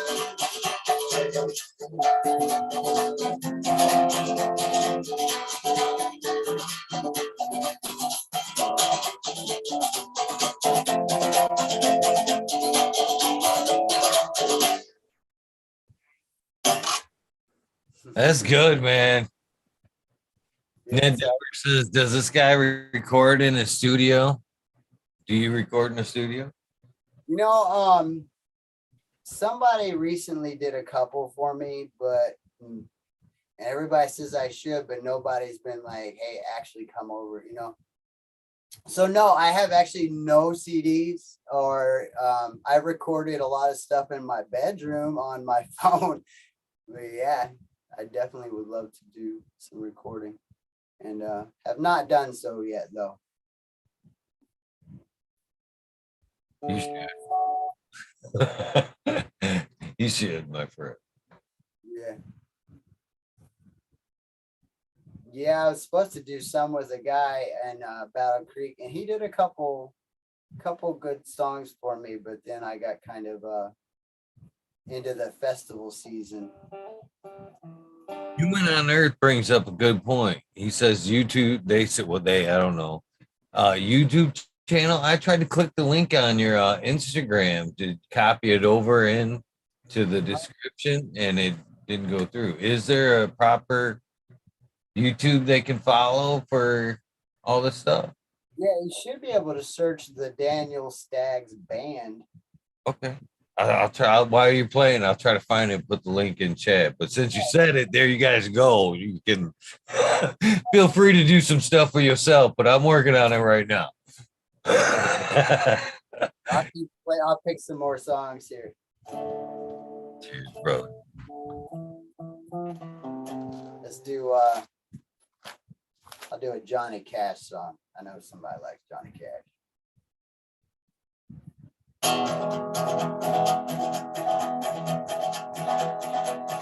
I am an avid canoe guy. I love the river, and this is one of my favorite songs. I mean, I am on the river 2 times a week. I actually just found my last boat in the river.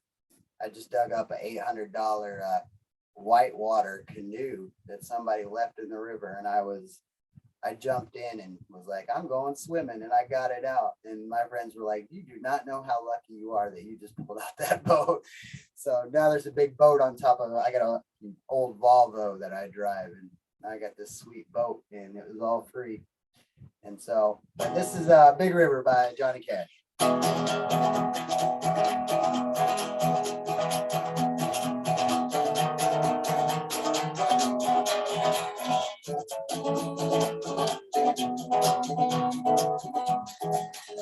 I taught the weeping willow how to cry, cry, cry. I showed the clouds how to cover up that clear blue sky. And tears of cry for that woman, they'll flood you, big river. I'm gonna sit right here until I die. Well, I made her accidentally in St. Paul, Minnesota. And it tore me up every time I heard her drawl, southern drawl. That I heard my dream went back downstream to Borden, Davenport. I followed you, big river, when you called. Well, I taught the weeping willow how to cry, cry, cry. I showed the clouds how to cover up that clear blue sky. Let's hear the cry for that woman, they'll flood you, big river. Oh, I'm gonna sit right here until I die.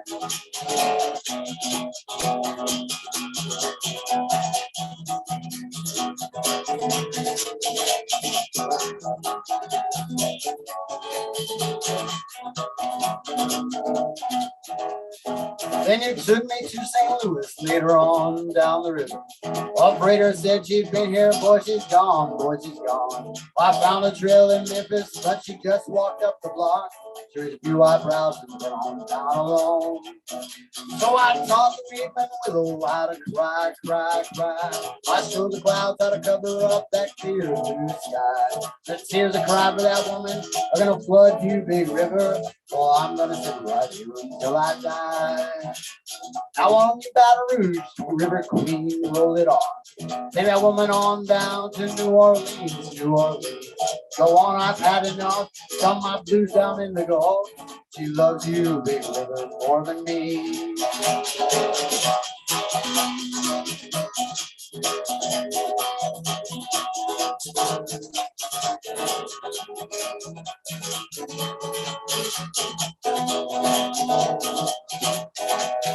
Well, I taught the weeping willow how to cry, cry, cry. I show the clouds how to cover up that clear blue sky. Let's hear the cry for that woman. I'm gonna flood you, big river. I'm gonna sit right here until I die. I'm gonna sit right here until I die. Badass. John in chat has a request for the Ring of Fire. Oh, don't have it in my book. I got Ghost Riders, I Walk the Line, and Folsom. Ooh, Folsom would be good. Walk the line, any of them. It's all good. Your choice, man. You leading the way. This is your show, man. I did Folsom. That's a good one. I like that one. Might have to go get me a drink of water after that.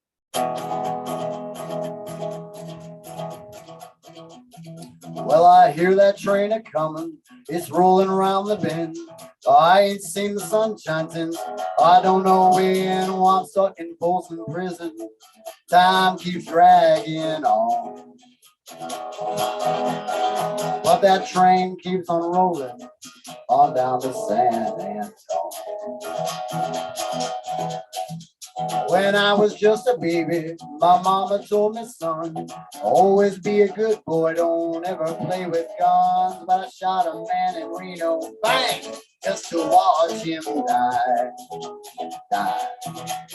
When I hear that lonesome whistle, I hang my head and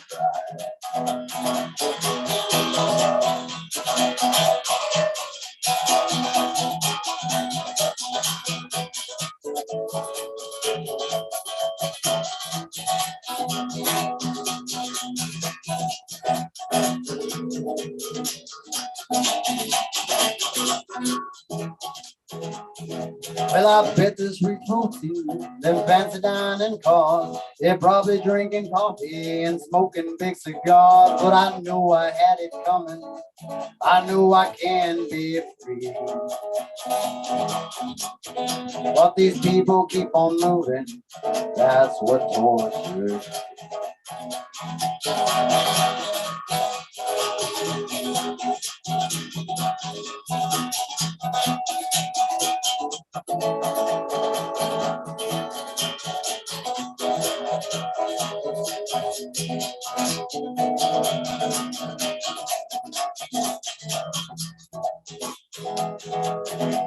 Well, they freed me from that prison. That railroad train was mine. I bet I'd move it on a little farther down the line. Far from Folsom prison. That's where I want to stay. Far away. Well, I let that lonesome whistle blow my blues away.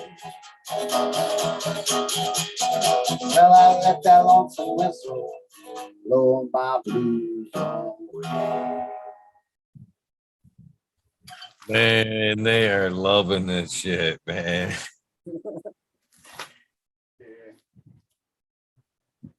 I got Yes. a good original. Let me grab a drink of water real quick. No problem, man. No problem. Musical cottonmouth. Cheers, everybody in chat. You guys have any questions or some requests, please let me know. Hopefully you guys do share this episode. This is and has been a great episode. Please let a few people know about tonight's episode. I would greatly appreciate that. Cam the Candyman, how you doing? Big prayers for Bingus. I talked to him today. His first round of stem cell stuff. Could give him a little love and prayer, shout out, whatever. What you guys smoking on in chat there?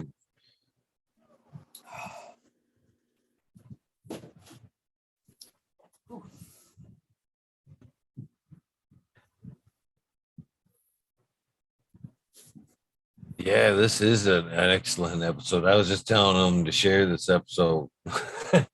Share this episode. Make sure a bunch of people watch this one. I'd greatly appreciate it. Yep, share with your mamas, your cousins, your brothers, your sisters. What, Michigan down to Florida and California to New York. All right, I'm gonna do a couple slow ones because I play a lot of fast songs and my brain's on haywire. So I'm gonna do a little song I wrote called "Dancing in Tennessee." It's a waltz, and then I think I might play a Willie Nelson tune after that. Hell yeah.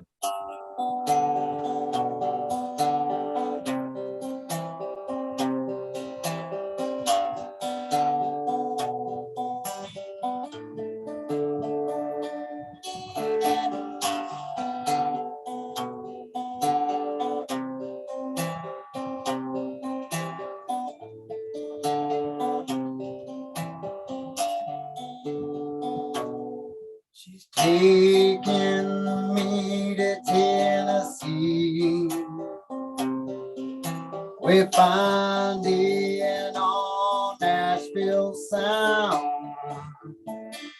A pep in our step, you could almost bet that on that stage we'll be found. Driving down that highway slow as we can. We're stopping to take in all the sights on the way. She keeps me picking guitar wherever we land. And every morning we sway to a waltz we both know. The more we play, the more it will show that as we waltz across this room, we'll be dancing in Tennessee soon.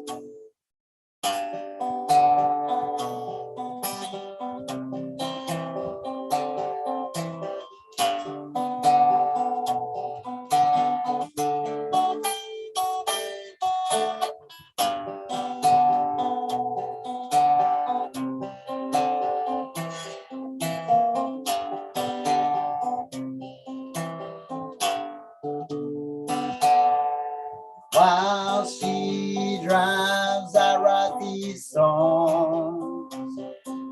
I'm scribbling and scratching the words I can find. So when that grand old Opry comes along, we'll both dance under the lights to a waltz we both know. The more we just play, the more it will show that as we waltz across this room, we'll both dance in Tennessee soon to a waltz we all know. The more we play, the more it will show that as we waltz across that room, we'll all dance in Tennessee soon. Yes, we'll all dance in Tennessee soon.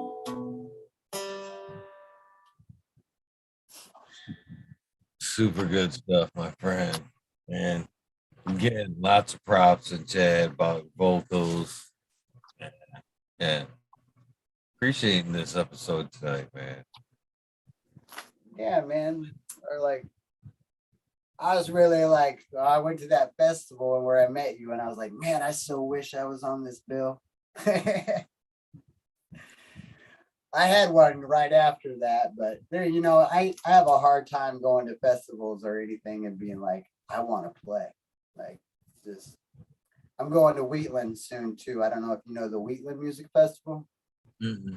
Oh, No. that's a really good one. That is one of Michigan's biggest festivals for like bluegrass music, country music, and like just string bands, and they have like the musicians that go and play there are really awesome. But also, it's where I first actually got my first taste of Michigan string bands and music. I went there with some friends. They gave me a free ticket, and they there are little campsites. I mean, there are hundreds and hundreds and hundreds of people there. Probably, I mean, 1,000 or more people go to this festival. And every 3 or 4 tents, there is a whole group of musicians playing all together. And they're playing all the old songs and new songs. And just, it's just a great mix of music that I was just really blown away by the first time I went there.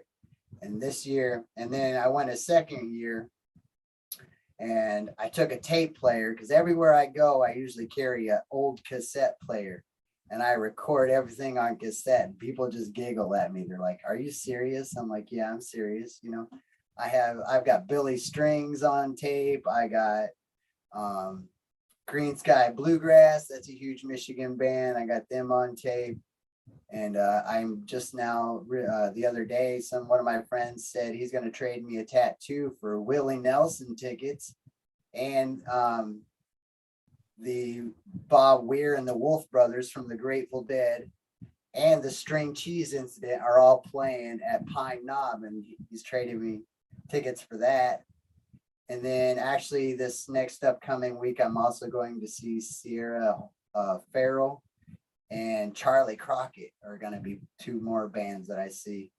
And I also have this guitar that's signed by a lot of those guys. So I take tapes and I record them all on tape, and I have a tape player in my house, and then it's commercial free, man. You know, it's like, I get so sick of YouTube and all that stuff. I mean, I could pay $10 a month to not have ads, but screw that. I got a tape player, and and it sounds old and cool, and it's something you can hold in your hand too, is something, it's just, I guess it's just, I'm very old soul and grew up like that. So I think it's cool.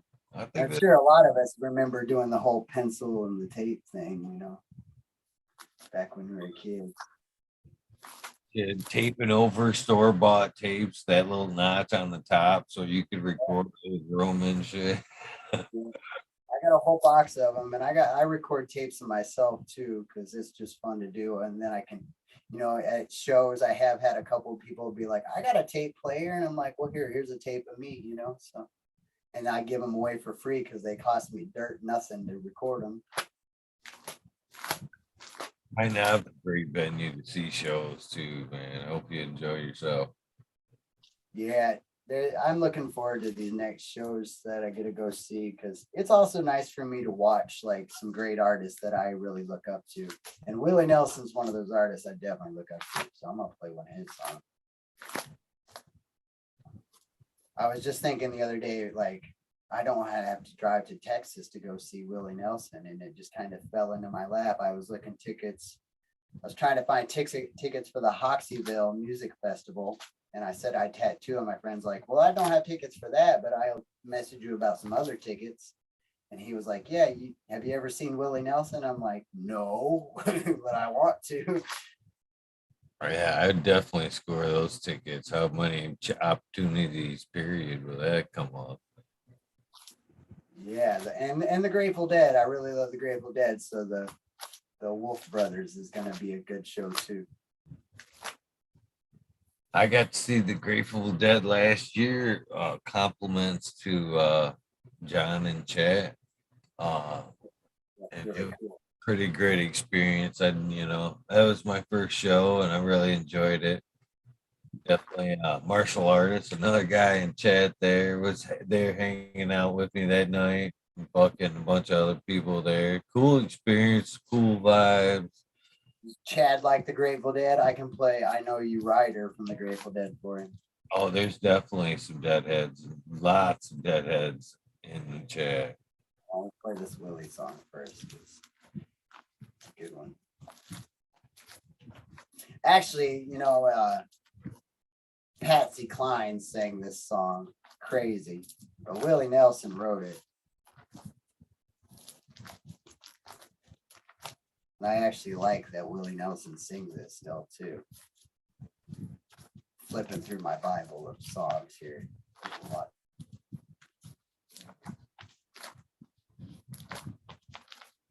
one of my favorite parts about going to the nursing home is hearing people sing with me. Like we do Hank Williams songs together, or I sing "You Are My Sunshine," and the whole, you know, and all these people in the nursing home just get up and dance and sing, and it just brings such a smile to people that.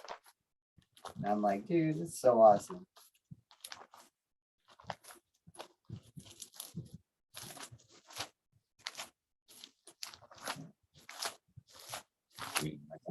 Chat here.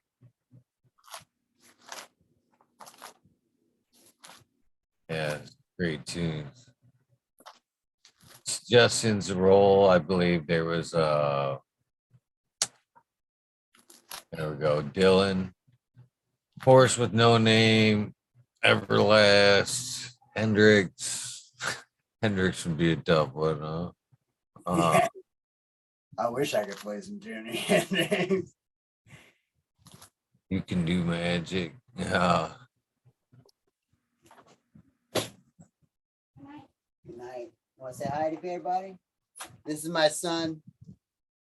Nice to meet you. Meet you too. Yeah.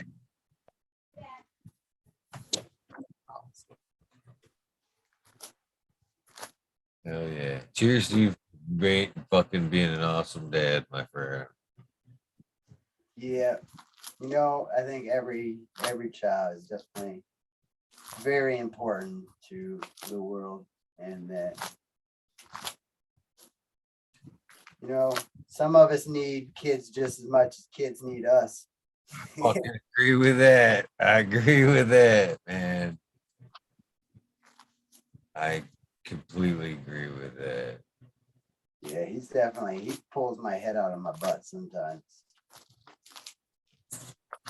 You know, we were talking, I heard you were talking about giving up cigarettes and you know, a cleaner path for yourself and your son there.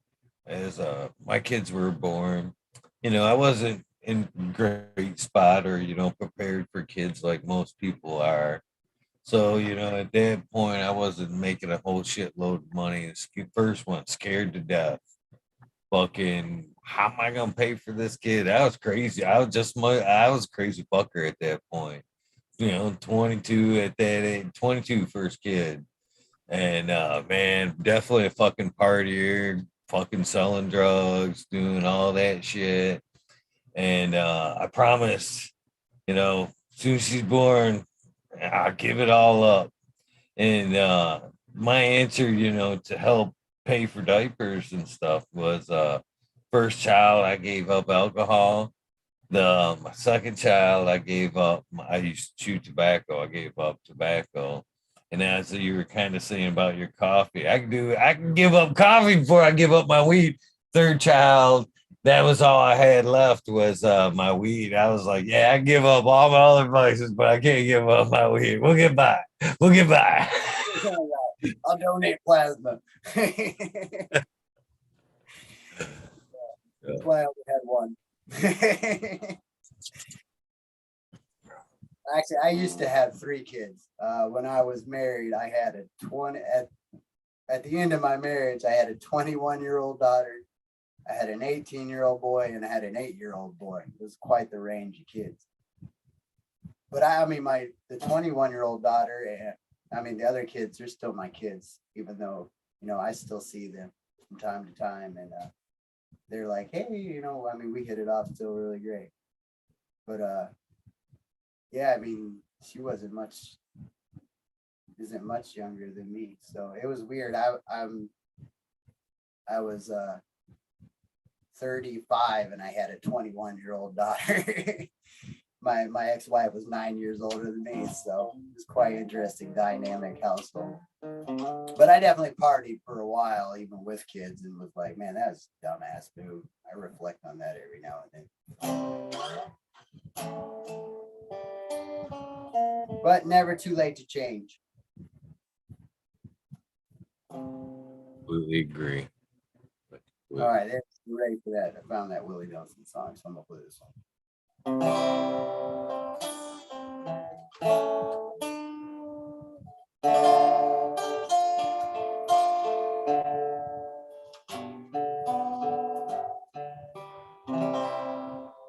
Crazy, I'm crazy for feeling so lonely. I'm crazy, crazy for feeling so blue. I knew you love me as long as you wanted, and then someday you leave me for somebody new. Worry, why do I let myself worry? Wondering what in the world I did do. Crazy for thinking my love could hold you. I'm crazy for trying, crazy for crying. I'm crazy for loving you. Worry, why do I let myself worry? Wondering what in the world I did do. Crazy for thinking my love could hold you. I'm crazy for trying, crazy for crying. I'm crazy for loving you.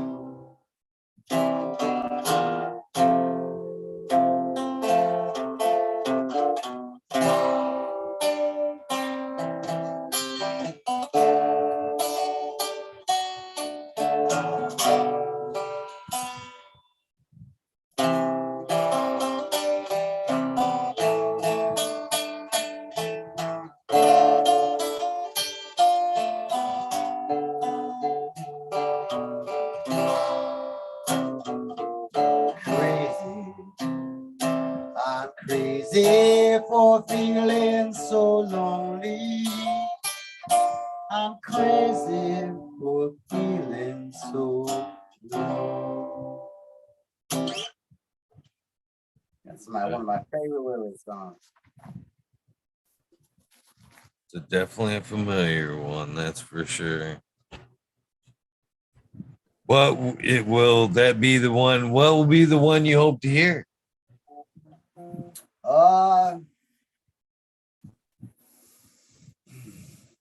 Probably. I mean, I would love to hear that one. You know, he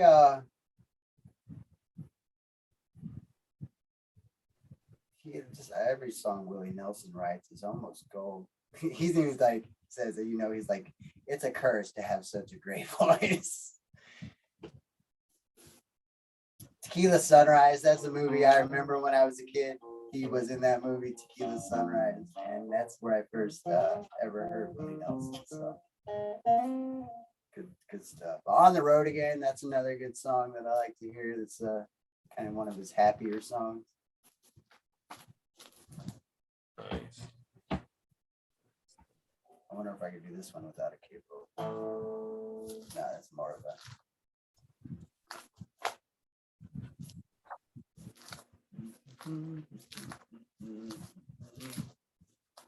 Yeah, this has been an awesome night. 100%. Yeah, I'd 100%. You get a chance tomorrow, I'd scroll through the awesome comments tonight. Oh, I got all the time in the world. I only work one night a week, and then I don't have a show till Saturday. So but I do run an open mic night one night a week. I was playing at this bar, and then the guy that was running their open mic, they let go. And so for a couple of weeks, they didn't have any music there.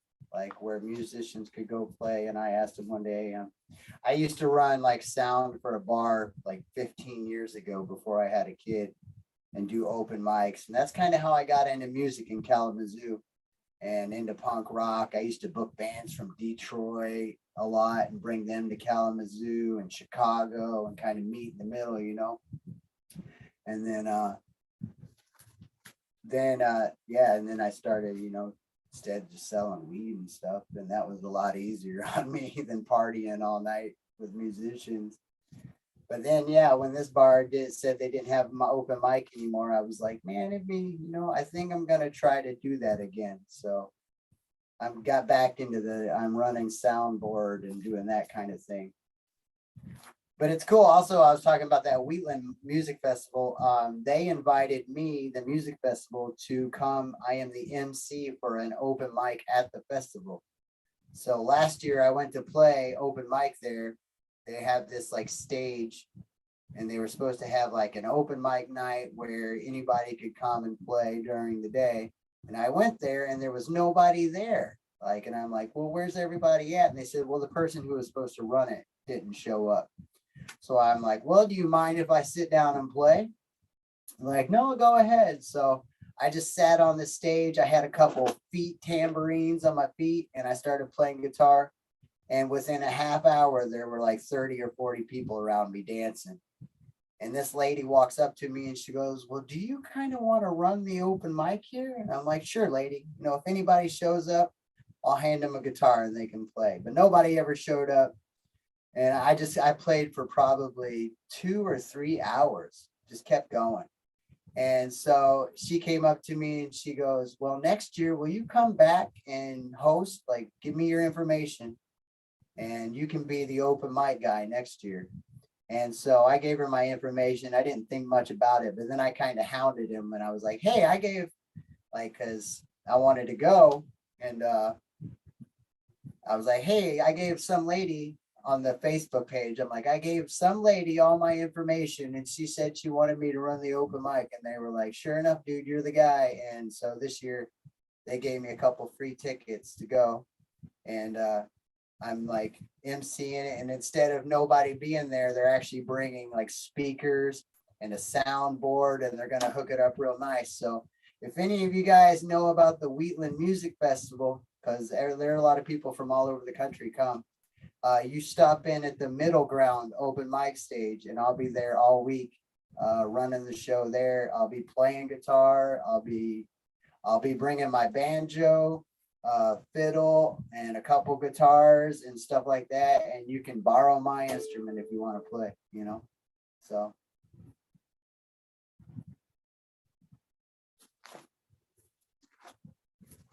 All right, I'm going to do I Know You Rider for the Deadheads. That's a good one. It might sound a little country though, but.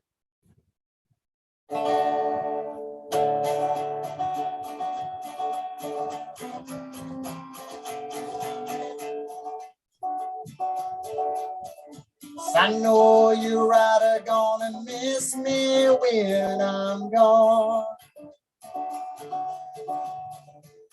Yes, I know you rider gonna miss me when I'm gone. Gonna miss your sweet baby from rolling in your arms. I lay down last night, Lord, I could not take my rest. I lay down last night, Lord, I could not take my rest. My mind's been wandering like a wild goose in the wind. Yes, I know you're right, are gonna miss me when I'm gone.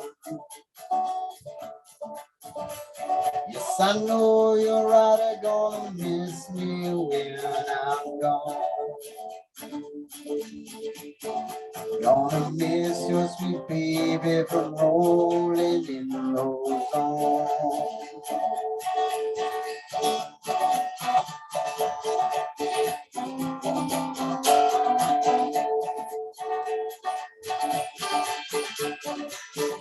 The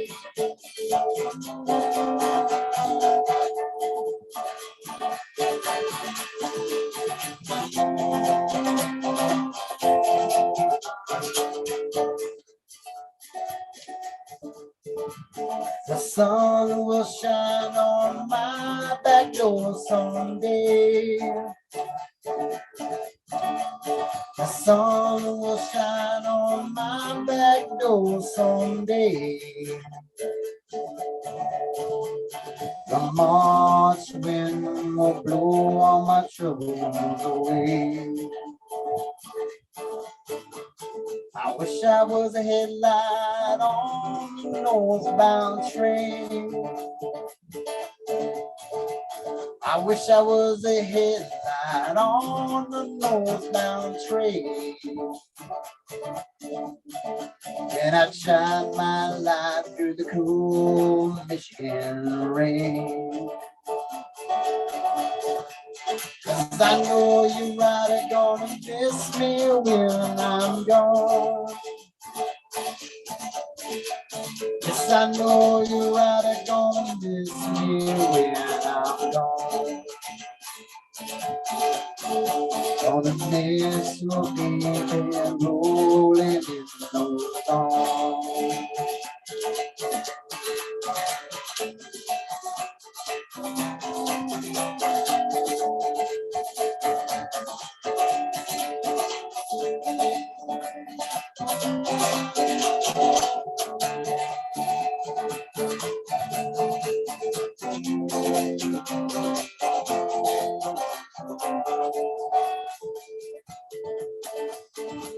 I wish I was around and not sleep in a hollow log. I'd rather drink muddy water than sleep in a hollow log. Than to stay there in Frisco, treated like a dirty old dog. When I know you're right, are gonna miss me when I'm gone. Yes, I know you're right, are gonna miss me when I'm gone. You're gonna miss your sweet baby rolling in the lawn. You're gonna miss your sweet baby from rolling in your lawn.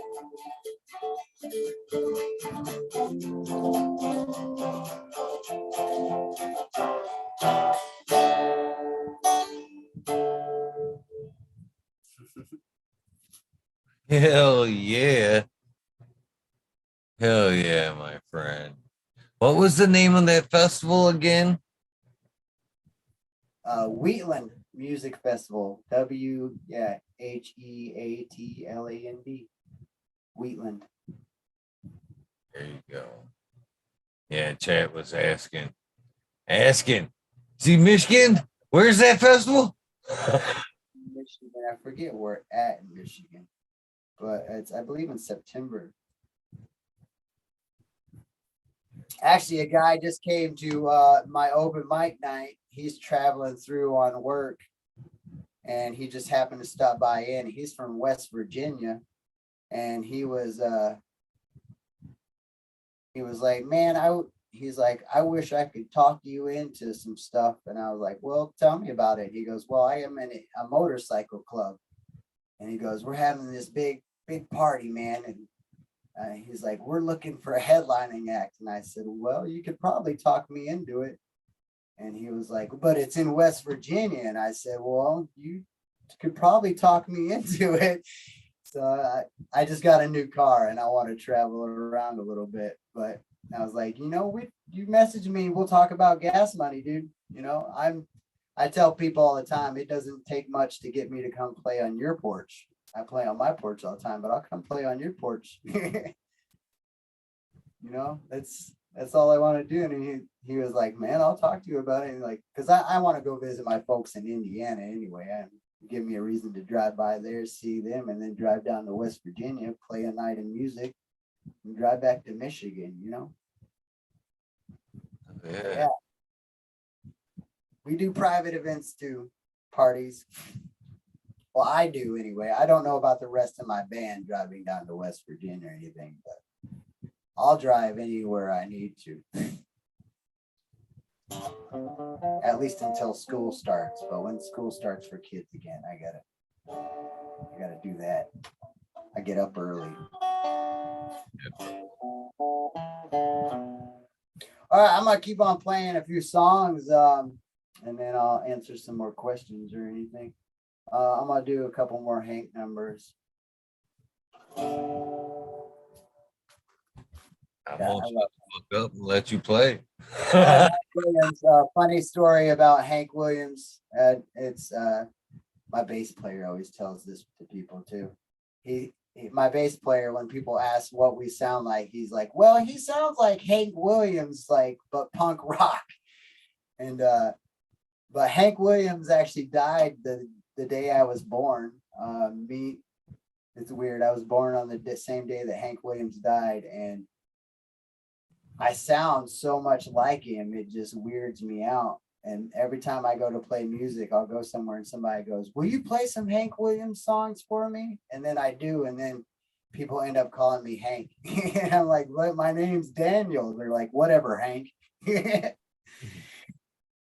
So I've just gotten used to it, you know, if the shoe fits kind of thing.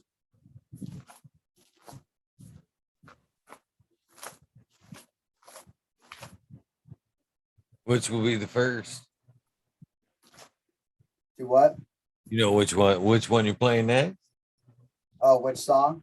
Yeah. I'm gonna play I'll Never Get Out of This World Alive. Sure. Yeah, this is a really good Hank song, and I'm like, man, that says it all right there. Well, you're looking at a man that's getting kind of mad. I had lots of luck, but it's all gone bad. And no matter how I struggle and strive, I'll never get out of this world alive. Well, my fishing pole's broke, the creek is full of sand. My woman run away with another man. And no matter how I struggle or strive, I'll never get out of this world alive. My distant uncle passed away, left me with quite a batch. While I was living high until that fateful day, Lord, it proved I was born, I was only hatched. Everything's against me and it's got me down. If I jumped in the river, I would probably drown. And no matter how I struggle and strive, I'll never get out of this world alive.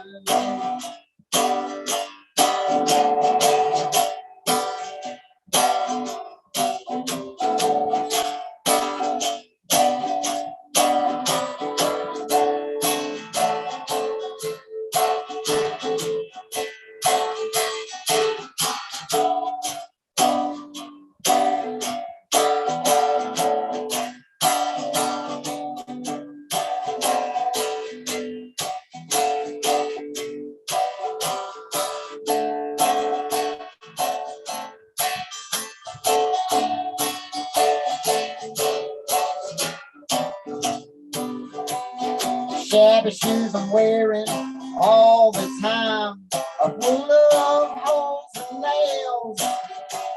And brother, if I stepped on a worn out dime, I bet you nickel I could tell you was heads or tails.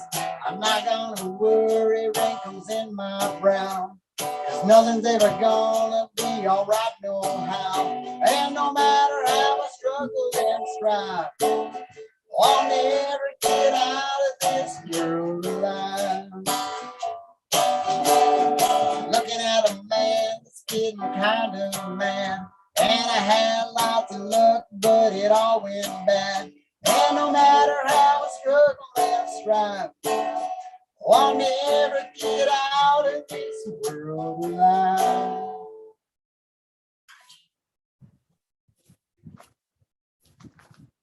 Hell yeah. My reactions aren't doing the justice of what chat's saying. And chat's got the ability for those little hearts, you know what I mean, that flutter up and shit.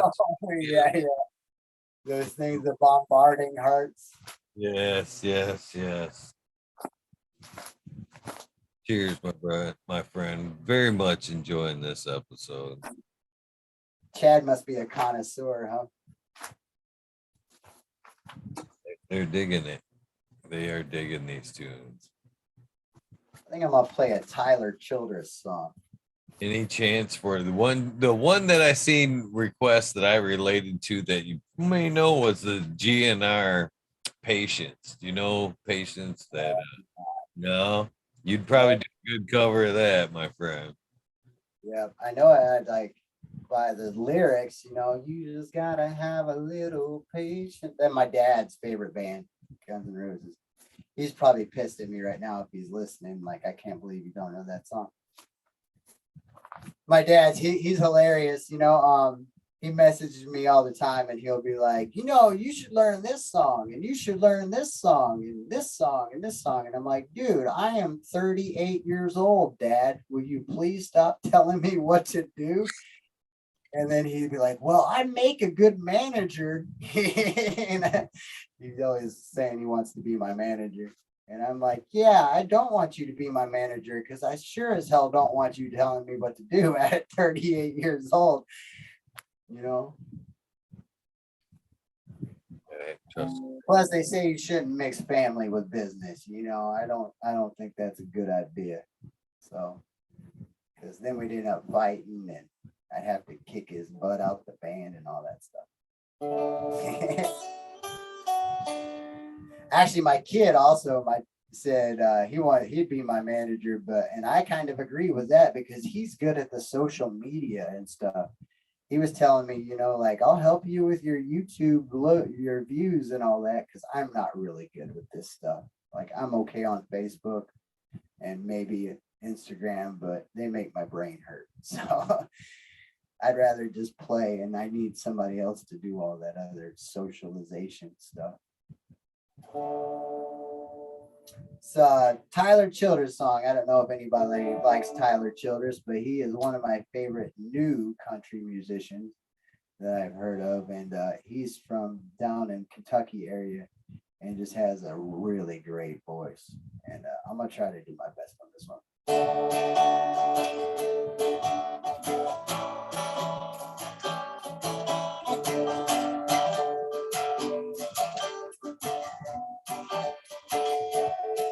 Well, my buckle makes impressions on the inside of her thigh. They're all little feathered Indians where we tussle through the night. If I'd known she was religious, then I wouldn't have come stone to the house of such an angel, too fucked up to get back home.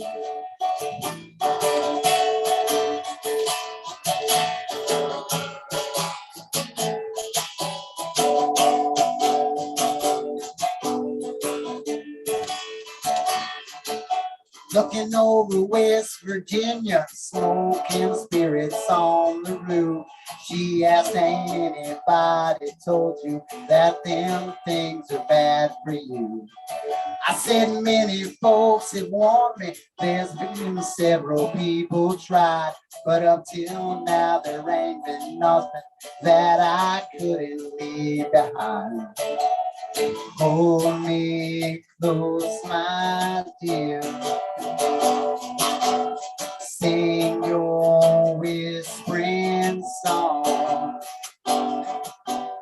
softly in my ear. I will sing along. Honey, tell me your loved one's true. I can always count on you.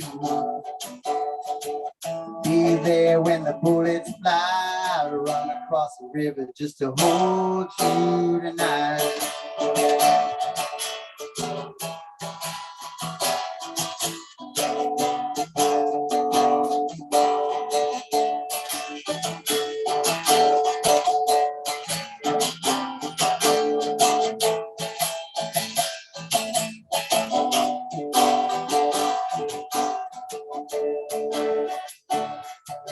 My heart is sweating bullets from the circles it has raised, like little feathered Indians calling down to the clouds for rain.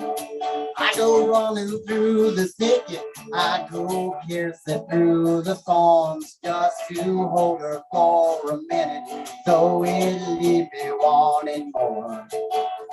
Hold me close, my dear.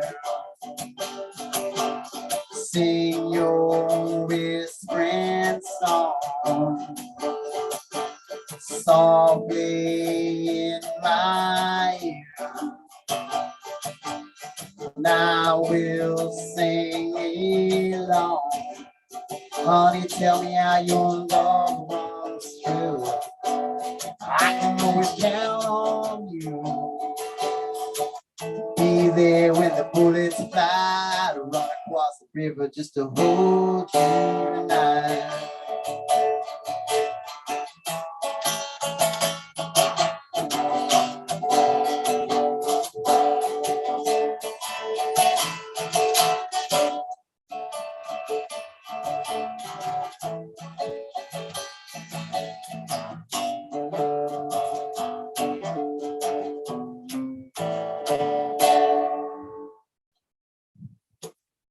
That's a great Tyler Childers song.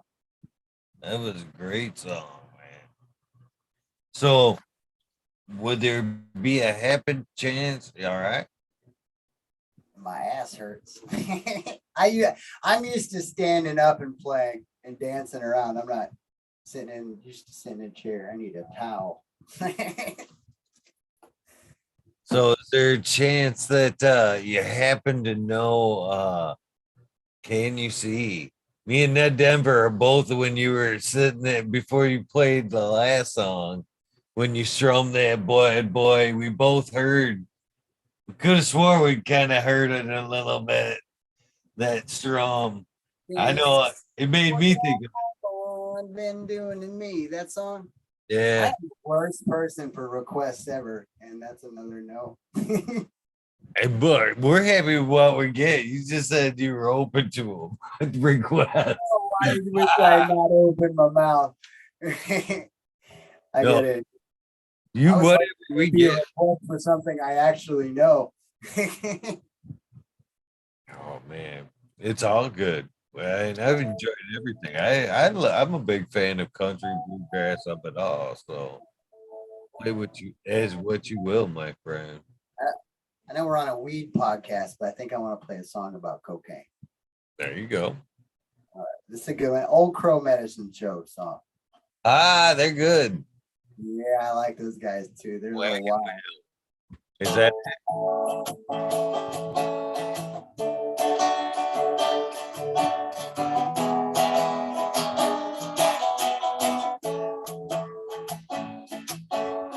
Right down Fifth Street, I'm coming down Main, trying to bum a nickel just to buy cocaine. That cocaine gonna kill my honey dead.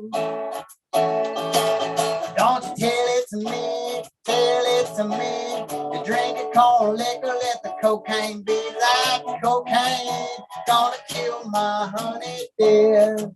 Yes, it will. Well, I sniff cocaine, I sniff it before I die. Sniffing cocaine if it took my life. That cocaine gonna kill my honey dear. Don't you tell it to me, tell it to me. You drink a corn liquor, let the cocaine be. That cocaine gonna kill my honey dear. Oh no!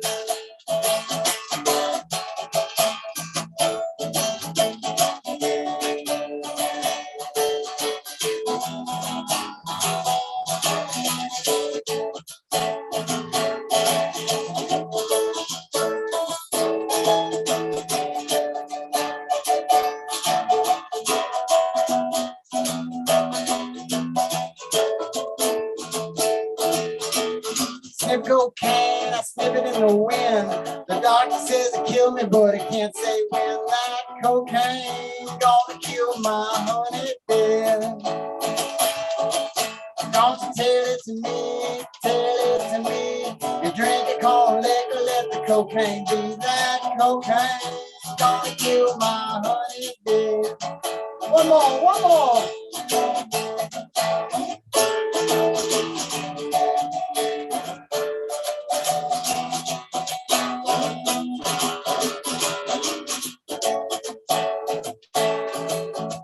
And all them rounders, they think they're tough, where they beat their women on the beer and the snuff, for that cocaine gonna kill my honey dead. Yes, it will. Tell it to me, tell it to me. You drink a cold liquor, let the cocaine be. That cocaine gonna kill my honey dead. That cocaine gonna kill my honey dead. That cocaine gonna kill my honey dead. I play that song like I do cocaine. It's a good tune right there. Man, that was one of them bands that, I didn't really catch on as well as they should have. The old Crow Medicine show, man. Yeah, I've seen them a little bit recently. They've been on the Grand Ole Opry a little bit playing, I don't know if you know Molly Tuttle at all. She's a really good California bluegrass gal. And I just saw them recently with her. They're still kind of around, but yeah, they had what they did is they played that dang song Wagon Wheel. And it might have just, if I hear Wagon Wheel one more time, that Wagon Wheel is the request for bluegrass, pretty similar to if you yell Wagon Wheel at me, you're yelling Freebird. You know what I mean? It's the same thing. Play Wagon Wheel. I'm like, just get the hell out. Old Crow did a great version. Hootie turned around and kind of killed it a little bit. Appreciate them guys. I'll probably finish out the night with a couple or more originals, and then be done. I played an hour at the bar before I got here. Oh man, like I told you in the beginning, I'm grateful for whatever I get, and this has been a very memorable night, my friend. I like the originals because they come from you, and they've all been good so far, man. You play what you want to play, man. Yeah, I definitely, I love playing covers and stuff too, because they're like my originals are like a cross mix between a lot of stuff. There's somewhere in between the blues, country, and punk rock mix. So playing originals puts me in like, okay, this guy's actually plays country music. You know what I mean? Where otherwise it's like singer songwriter stuff.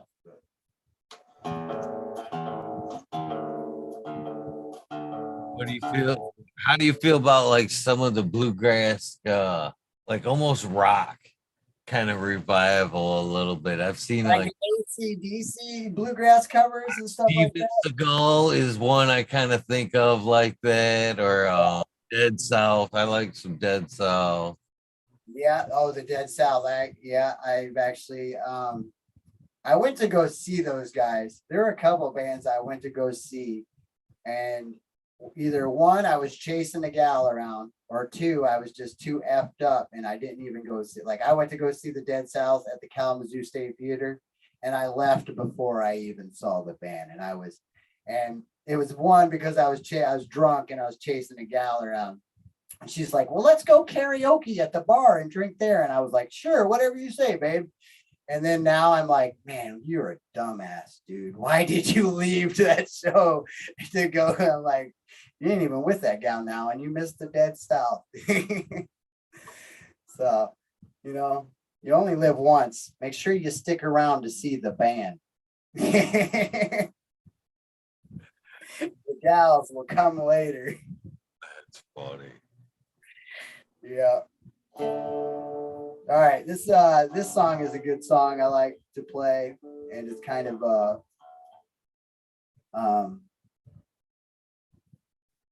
just a song about being like free and just relax, like knowing when you should like have a good time and knowing when not to, and that, kind of my way of saying like I'm free when I do that. But this is called Wolves. And Yeah, it's a song I like. Called Wolf.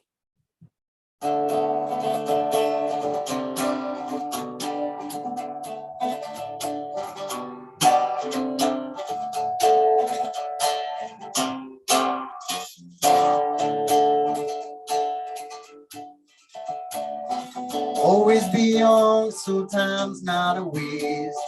Forever dream, there's something to chase. Head full of steam, I'm keeping the pace of a fool. I can't worry about life and death. Gotta keep moving, got no time to rest.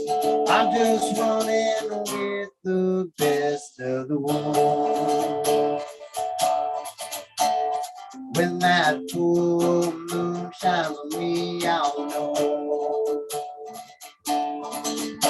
when to fight the dark and when to tuck my tail and go. I'm not another lost dog trying to find my way back home.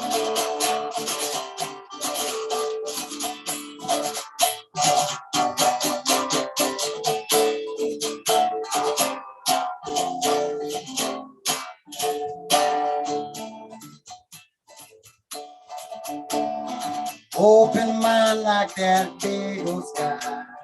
It comes and goes with the rolling tide.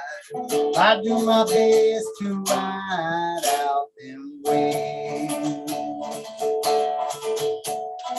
I chase my heart like that sunset.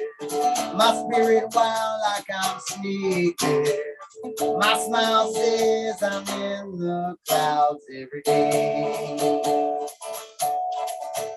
No valley ahead, no shadow of a mountain to crawl. What could happen next, no matter what my call? The gray wolf never feels like another lost dog.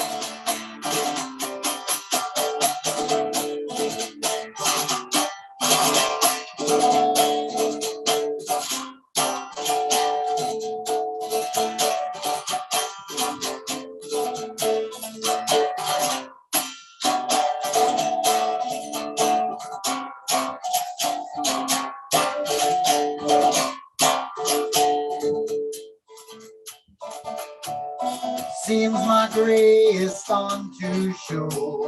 On the trail, I'm another old soul. I hear that wind howl as it blows. Out the night for one more song. The morning light, my troubles gone. It's alright when it comes the dawn. But when that full moon shines on me, I'll know when to fight the dark and when to tuck my tail and go. I'm not another lost fool trying to find my way back home.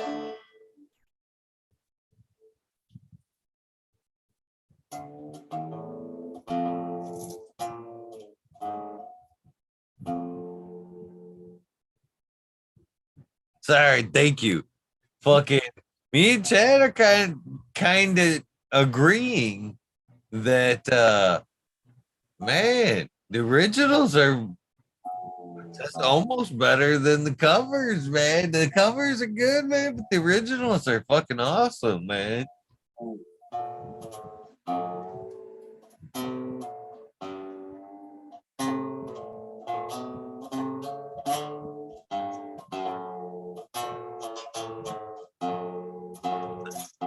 Human on Earth wants to know how long have you been writing music? I started writing my own songs when I met that friend Josh Hancock my senior year of high school. We came up with a band and we didn't actually ever play anywhere. It was just me and him playing in his bedroom. But we called the band Play on Words. And that was the moment I started writing songs. Because I was already into mythology, like the Iliad, the Odyssey. I read a lot as a kid.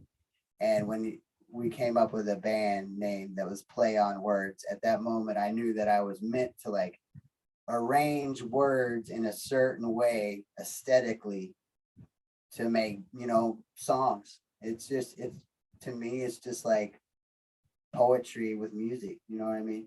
Like, and I'm just happen to be like, I do it like 100 different ways, like write songs and they just all come out like, and I'll write one in 5 minutes. It's weird. It is really weird and kind of a little thing. People are like, how long did that take you? I'm like, I wrote it in 10 minutes, whatever. Like, no, you didn't. Yeah, I did.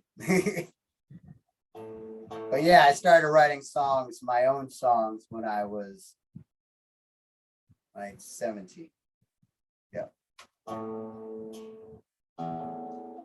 That song I just played, Wolves, I actually wrote that song probably 5 years ago, maybe.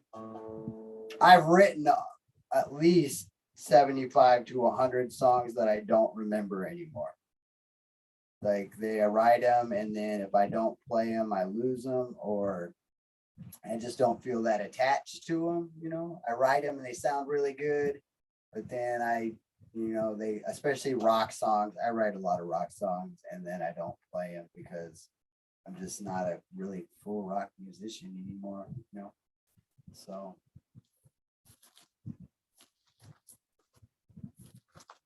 Man, great episode. And I was just thinking, this is good. You know, I've been wanting to do an episode like this for a very long time. You know, guy I had an old friend of mine, Sub Cool Seeds, started doing shows like this a long time ago, and he used to do musical episodes. And I always thought to myself, man, I'd like to do something like that. This has been that episode for me. I realized that while I went through. But even better, this has been a good episode all the way through, great music, but we've gotten to know, a great person along the way and hear the stories, behind I was all nervous because I didn't and smoke all that. weed. Oh man, this has fucking been a great night, man. This is quickly moving up there with, I know a lot of people's one of their favorite episodes. Yeah. 100. Thank you, my friend. Thank you. This has been a great episode. I got 2 more in me. I'll do those. Do what you want to do, my friend. Like I said, I'm grateful for tonight. This song is actually, so this is like my Grateful Dead song I wrote of my own. I went down to visit my dad in Indiana, and he had these 2 semi trucks that had been back behind this trailer. There were 2 semis that had been there for 20 years. And I was never allowed to go in them as a child because they belonged to my sister. They belonged to her grandma, but then she passed away and they were kind of left to my dad. And when I went to visit him, he goes, well, you go in those semis and you pull out whatever you want. And so in the semi, I found 200 square dance records, like little bitty records that, left to right, to hold down, swing your partner around and around. And there were like a couple records in there that were very special. And I kind of noticed them. And one of them was a record called The Black Mountain Boys. And I'm like, well, this record looks different than the other ones. And I looked it up. And the Black Mountain Boys is actually Jerry Garcia before he was in the Grateful Dead. So yeah, he was in Jerry Garcia actually comes from the bluegrass culture. He played in bluegrass bands in like Palo Santo, California, for a minute. And so I found that record and I listened to it. And then I was, I guess, inspired to write this song. I don't know why, but when I was done, I was like, oh, that sounds like something the Grateful Dead might play. So, but this is normally I capo it. But this song is called, what is it called? My brain's farting right now. Oh, it's called Down to Earth. And it has the cheesiest line ever said to anyone in it as one of those come on jokes. Did it hurt? And they say, what, when? You're like, what? You're like, when you fell down to earth, did it hurt? You know that joke? Well, that's the title of the song, you know, Down to Earth. So.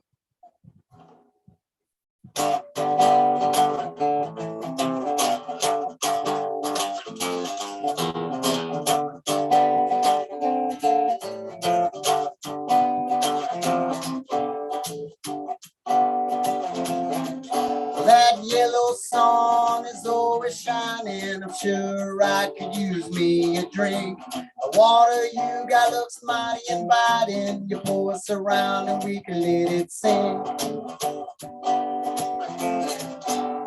In our souls with the music that is pouring out from mine. Starting to think I might just like this. It seems like we're sure a grooving fine.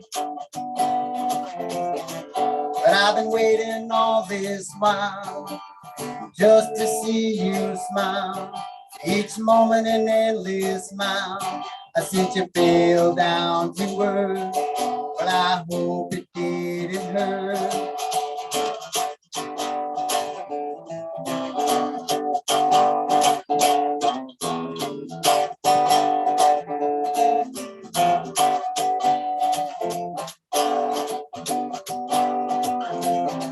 But if you want me to, I'd be there to catch you. I love to see you, what you smile about.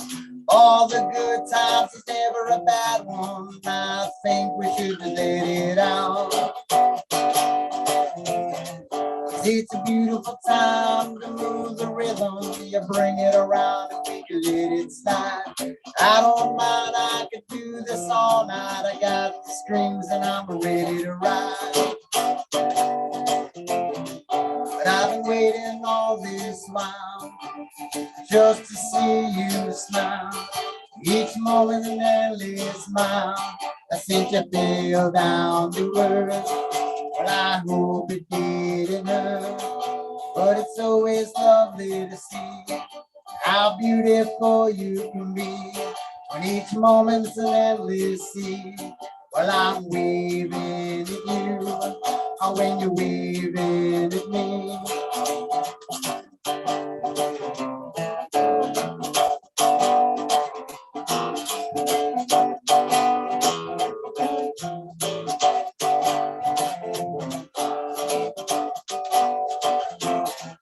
I've been waiting all this while just to see you smile. Each moment an endless smile. I sent you feel down to earth. Well, I hope it didn't hurt. Hell yeah, my friend. It's Yeah. my Grateful Dead jam. My son said the other day, he's like, Dad, you're a hippie if you can play a hippie song.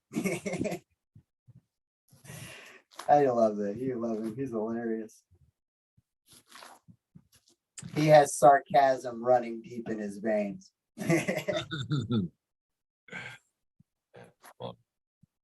Let's see, what is another good one?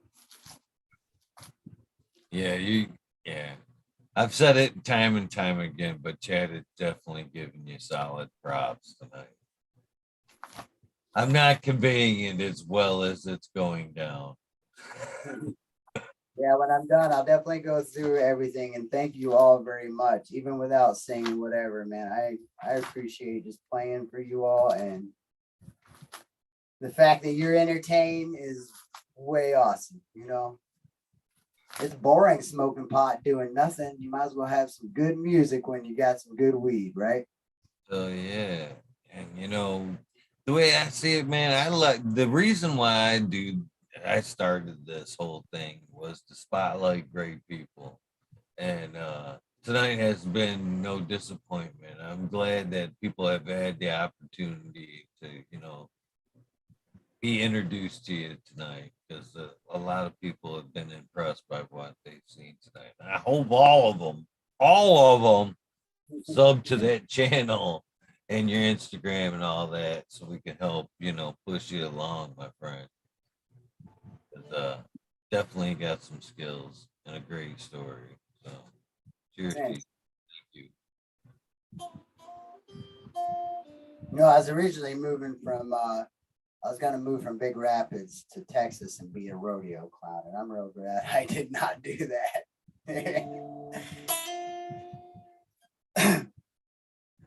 I probably would have went to Mexico instead.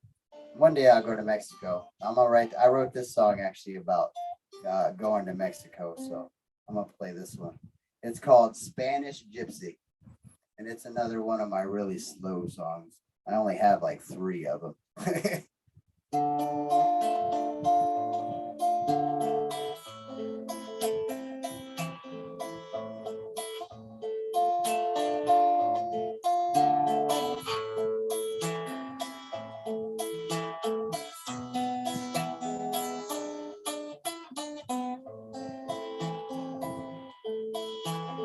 Someday I will find my way to Mexico, and on the Gulf sway in the breeze I'll ride the wave.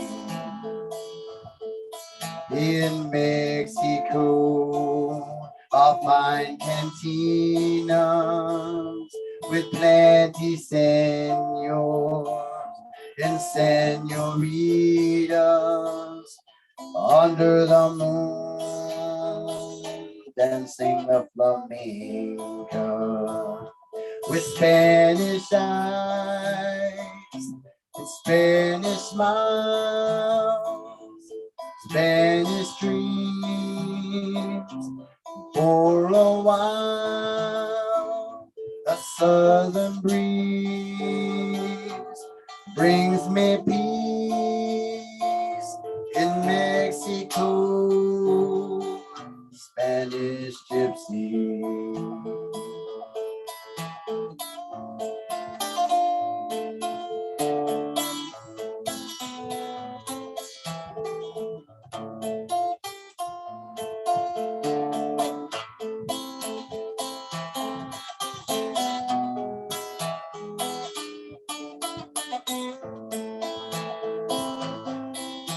In Mexico, I'll see Tijuana, and when I grow, smoke more marijuana, and when I'm cool, sleep with the desert fauna.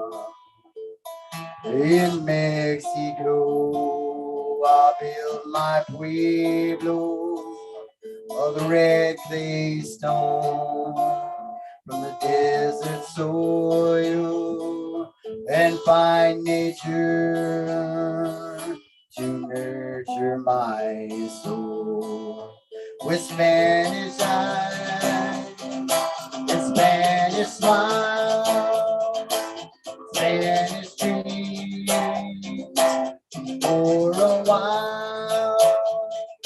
A southern breeze brings me peace in Mexico. Spanish gypsy.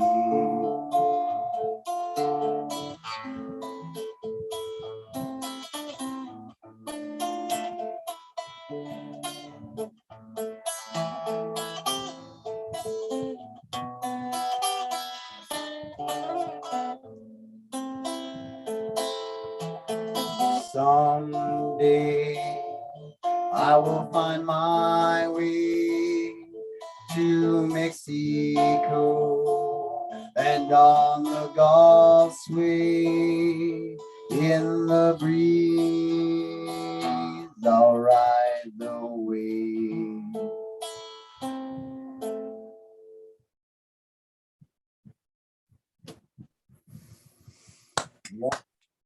Hell yeah, brother. Definitely I good. think that's my good ending song. It had a pot lyric in it too, so I'm happy about it. I noticed. I was thinking too. I wonder if he threw that one in just because of the show. No, I did write that song when I was smoking weed, and so I wrote the motive marijuana part. But now, actually, normally when I play it now, it says In Mexico, I'll see to Tijuana, and when I grow old, I normally say I'll do what the fuck I wanna. And people go, "Oh, okay, cool."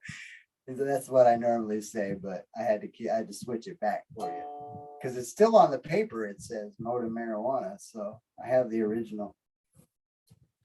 Yeah, Good. on my book too is all the lyrics are actually handwritten in there too. So like one of my friends, he's a guy who really likes journals and stuff. So he was like, I want to take your book and print a copy of it because it's like super cool that you still write. Like most people nowadays, and I can't do it. It drives me bonkers to almost watch people do it. But when they play and they have the phone in front of them and they'll be playing a song, they're watching the phone and then they stop, swipe the phone up, and then go back to the song. It's like the dramatic pause of iPhones or whatever, and I can't do it. So I write the songs down, and if they're like 2 pages, I have them side by side because I don't ever want to like.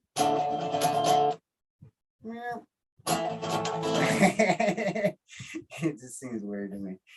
But it also helps memorize the songs that I write them down. You get the hand cramps though, right? If you write more than a couple in a day. Pretty fucking impressive book, my friend. Yeah. Yeah, I need to start a second one because the first one's so big that it's too big. I have a book. I have a book like similar. We have a lot of similarities, my friend. Yeah. Well, I'm sure someday, hopefully, at one of these festivals or whatever, we sit down and have like a good conversation just between, or another show. I don't give a shit. Or So, you invite me over, I'll come play on your porch. so this is my book right here, and kind of same thing. I believe in the handwritten stuff too. This Yeah. People have asked me to automate this book. They've offered to print out this shit so it was legible. In fact, told me this is and you'll be on it after tonight. So this is I don't write songs, I write shout outs lists. This is my shout outs list. Handwritten.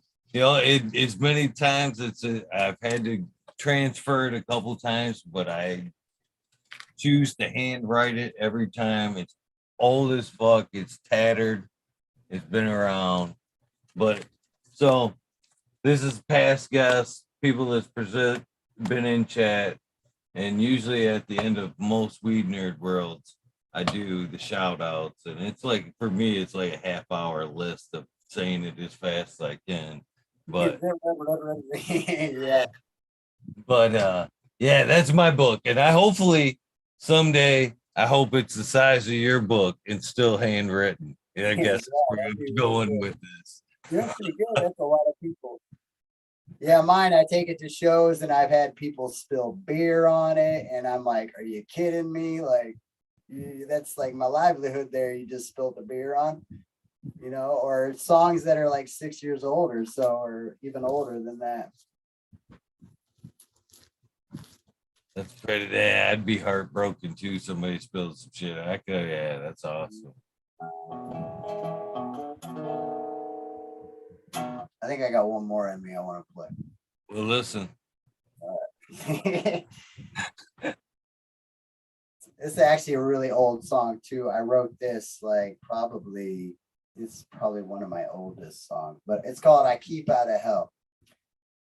And it's got a lot of that Buddhist philosophy from like me to you. So, you'll probably hear that in there.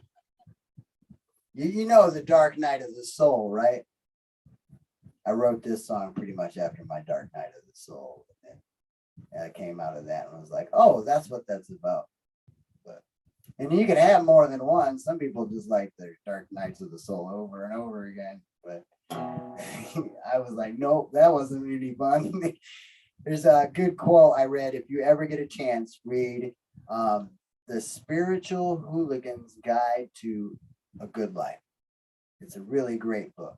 I do highly recommend it. And that is one book. And I remember there's a quote in there, and I've seen it once before on like Facebook, but it talks about how me and a friend were going out and we were getting drunk every night, hooping and hollering it up. And then one night I said, it's time for this to stop. We're going home. That's like the pretty much the basis of the story. It's like the first poem in the book. I think it's like Hafiz or somebody wrote it. It's really good though. But this song is called Keep Out of Hell.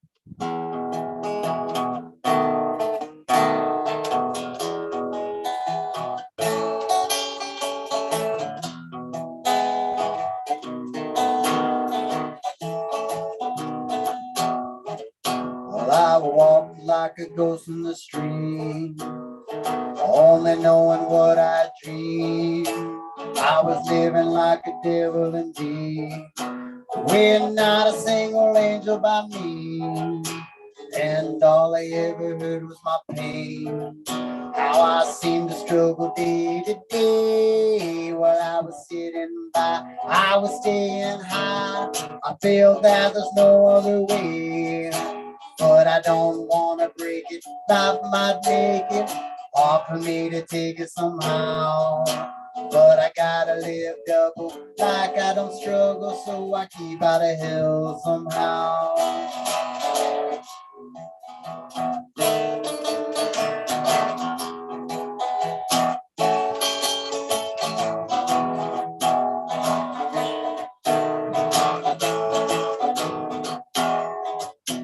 Yeah, nobody knows you the best, like the heart beating in your chest, where you take all your love, you put all your doubt at night to go to sleep and rest. And once I let it all go, I was holding on to what I didn't know. Doesn't need the proof. Well, I found my truth. No doubt that it might just show. So I don't want to break it. Life might make it hard for me to take it somehow. So I'm gonna live double, like I don't struggle, and I keep out of hell somehow. Yeah, I keep out of hell somehow.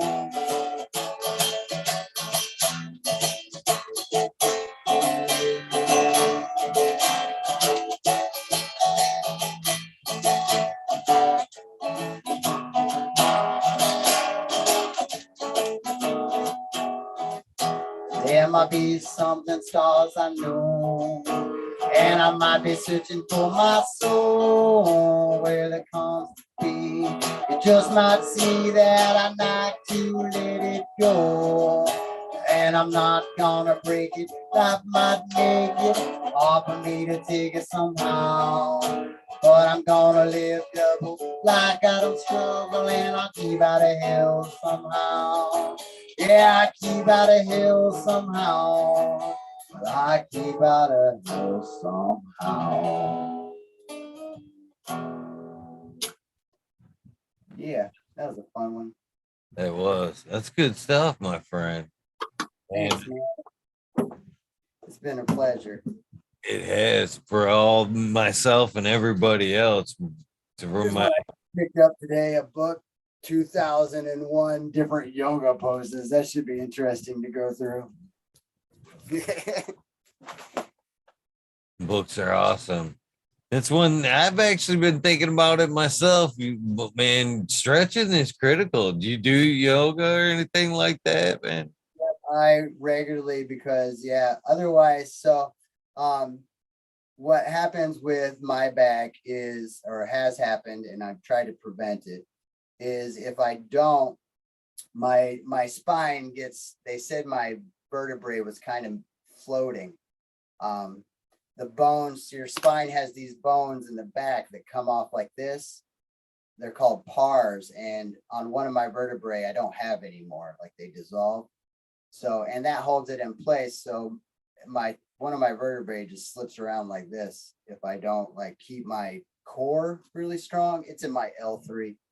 And I found out when I was cage fighting about 6-7 years ago. I figured it. They did some scan on me when I thought I had kidney stones, and they did a scan and they're like, nope, your vertebrae is broken. So you might want to deal with that. And I was like, well, what do I do? They're like, well, you can have back surgery or you can do physical therapy. And I was like, well, what's physical therapy? They're like, well, yoga. And I'm like, well, I already do yoga because I'm an MMA fighter and it's part of my routine.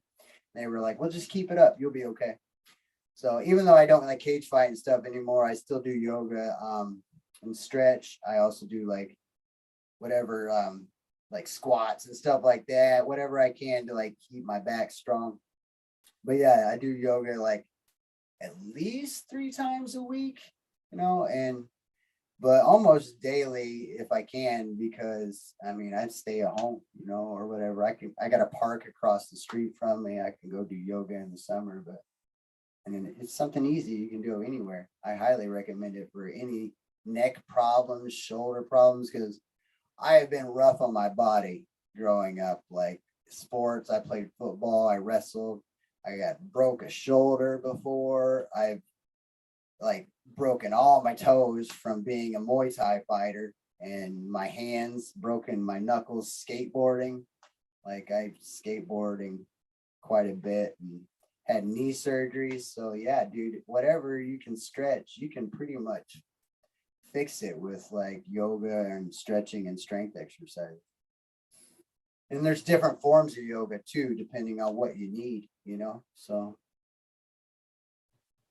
it's become really popular, and it's pretty amazing little thing that, and I mean, it wasn't back in the day. It was like, we saw what Gene Simmons or Richard Simmons, not Gene Simmons, that's Kiss. Right. Richard Simmons, he'd do all those stretches, or that Jack guy the older guy that used to do them. And we made fun of those guys, but then you get older and you're like, well, fuck, I need to do that. But I highly recommend you smoke lots of weed and do some yoga, because there is nothing better than, I mean, it's pretty great to be stoned and fucking do some yoga. I mean, you want to find some, I mean, it just tunes you in, you know what I mean? You got to tune in to tune out. That's definitely one of those things I believe in. I've been telling myself for a long time I'd try it, and it's long overdue, to be honest with you. Yeah, how old are you? 52. Oh yeah, definitely. Definitely. Yeah, you seem like you're in great shape. I would have never thought. I thought we were around the same age even. Thank you, man. I actually training to it's funny you're talking about that can't and shit like that. I told myself I've been trying the Bobby Kim Road Race, Genesee County, Flint, Michigan. I'm gonna run it this year. I've told myself before, it just has some kind of weird goal. I'm gonna run that. And I've kind of tried to just start running, with that in mind. Throughout the year, something throughout the way has stepped in the way, stopped that or whatever. But I told myself this year I was gonna do it. And then I've trained into it, more seriously I've looked into it. I thought it was a 5K, which is 3 miles at first. And then I was like, I trained for that. And then I got on the website and I looked it up, and I was like in the registration process. And then I see the miles like 5K, 5 miles is a half a run. And I was like, fuck. And then I thought about it. I'm like, man, I can't just run a half a race. So I've been running, up to 9. I'm up to a little over 9 miles. Right now I can run over a little mile. But the race is August 26th. So I'm trying to stay in good shape. I want to at least be able to cross that off the bucket list. So thank you. Giving me a little bit of props there. Yeah, man, that'll really help to yoga and just staying loose, because especially like I was a long distance runner in high school track and ran like 2 miles, but then I joined the army and I tried to be like in B group and C group for the army and be slow, and they were like, oh no, dude, you're not trying to trick us. So they would stick me in A group and they would make you just run and run and run. So I have this weird thing, even though I smoked for 25 years, like I could run 10 or 11 miles and just was like, I have a weird cardio system, I guess, that like, and now that I quit smoking, I haven't even tried, but I normally do bicycle rides because of my knees. I had knee surgery. So, and then at one of them I need surgery on, but I just can't afford it. But I do bike rides up to 25 miles. Yeah, like my easy bike ride is 10 miles, just boom, boom. I go out and ride the river, but yeah, I ride 25-mile bike rides in the summer that are just like for fun. So that's another thing you could look into too, is also like if you don't want to put the impact on your knees, but still get the cardio, get a bike, man. It's really great. Oh man. Yeah, I started I like the bike running. I've always rode bikes and BMX, just riding bikes. And then started I actually before the running, I started on like just an exercise bike. But Yeah. yeah, I like that after this run, after this race, I'm going back to more like putting on mass. I've dropped a lot of weight training for this fucking thing. And yeah, I'm not a runner. I I wrestle and play sports all through school, wrestle, football, boxing, kickboxing, no Muay Thai. We like I said, we got a lot of similarities, my friend. Uh so but running's not other than having to run to train. It's not I've never really went, yeah, I want to go just run 10 miles. You know what I mean? You want to sit there and think about your entire life, go running. It's so monotonous. There's nothing to do but think, and you hardly look at shit because you're just running by it. There's always somebody, what's that one good thing it said, someone told me, it's like, dude, I don't know why people, they run. Those people that run, they're always just running away from something. Yeah, you've mentioned jujitsu several times. That's another thing I'd ultimately like to try someday. I talked about it this last year. There's one up the road. I've kind of thought about it, but I just haven't made that jump yet. Yeah, when I did, like, when I fought, being a kickboxer, weight classes. So I'm 5'10", and for some reason, like I walk around about 150, but I used to walk around about 160 but I recently became a vegan, so now I walk around at like 145. I've been vegan for a year now. But when I was cage fighting, I walked around at 160. But when I would start training, like my normal run was like 3 miles. I did that a couple times a week. And because I did one fight a month. That way I didn't overdo it. I didn't want to take a fight every week and get brain damage or something. I have a kid. And but I would just shed pounds. So I would go from 160 down to 125. Like, so I was 5'10" and I was fighting in the 125 weight class.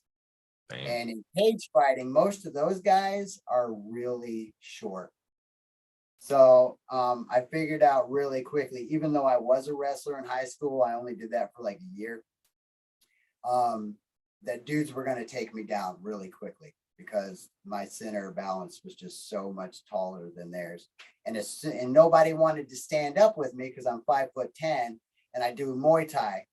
So like, they're like, he's going to touch, I have a 72-inch reach. And they're like, dude, he's going to hit me no matter what, So I even had one guy, like his whole coach told him, like, don't even try to hit him at all. Just tackle him and choke him out. And that guy won the fight against me because that's all he did.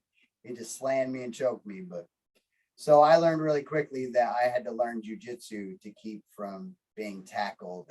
And even if I did get tackled, I did yoga and jujitsu and I could just fight people off my back really easy now. Like I actually know like 5 different ways to choke a dude out from that dude being on top of me. I can take my foot over his back and over his head because I can still put my foot to my chest even. And so I just slide it over the top of his head and then onto his throat and just pull his own head down onto my chin. And my friends would be like, how the fuck are you doing that? And I'm like, yoga, bitch. And they'd be like, that is so ridiculous, but it's true. Like the more flexible you are, and if you learn that Muay Thai skill, you become like an anaconda. That's what I felt like. It was just like a tiny little anaconda that like dudes would twist me up in certain ways with my arm, and I would just relax more and more. And they would give up trying to break me because they'd be like, this guy just can't be bent that way, you know? I had purple belts when I was just a nobody, be like, dude, I gave up trying to break your arm because I thought it couldn't be done. And I was like, well, that's really cool. I have like a superpower. I'm a rubber band. This is a pretty fun sport though. And every fight I ever had, I was just like, all right, give me a big hug, dude. Like after the fight, I made some good friends, MMA fighting, and I even tattooed some of the guys that I cage fought with, because that's how I got into it. I was actually tattooing. Somebody talked me into going to MMA fights to like promote my business and sponsor the MMA fights.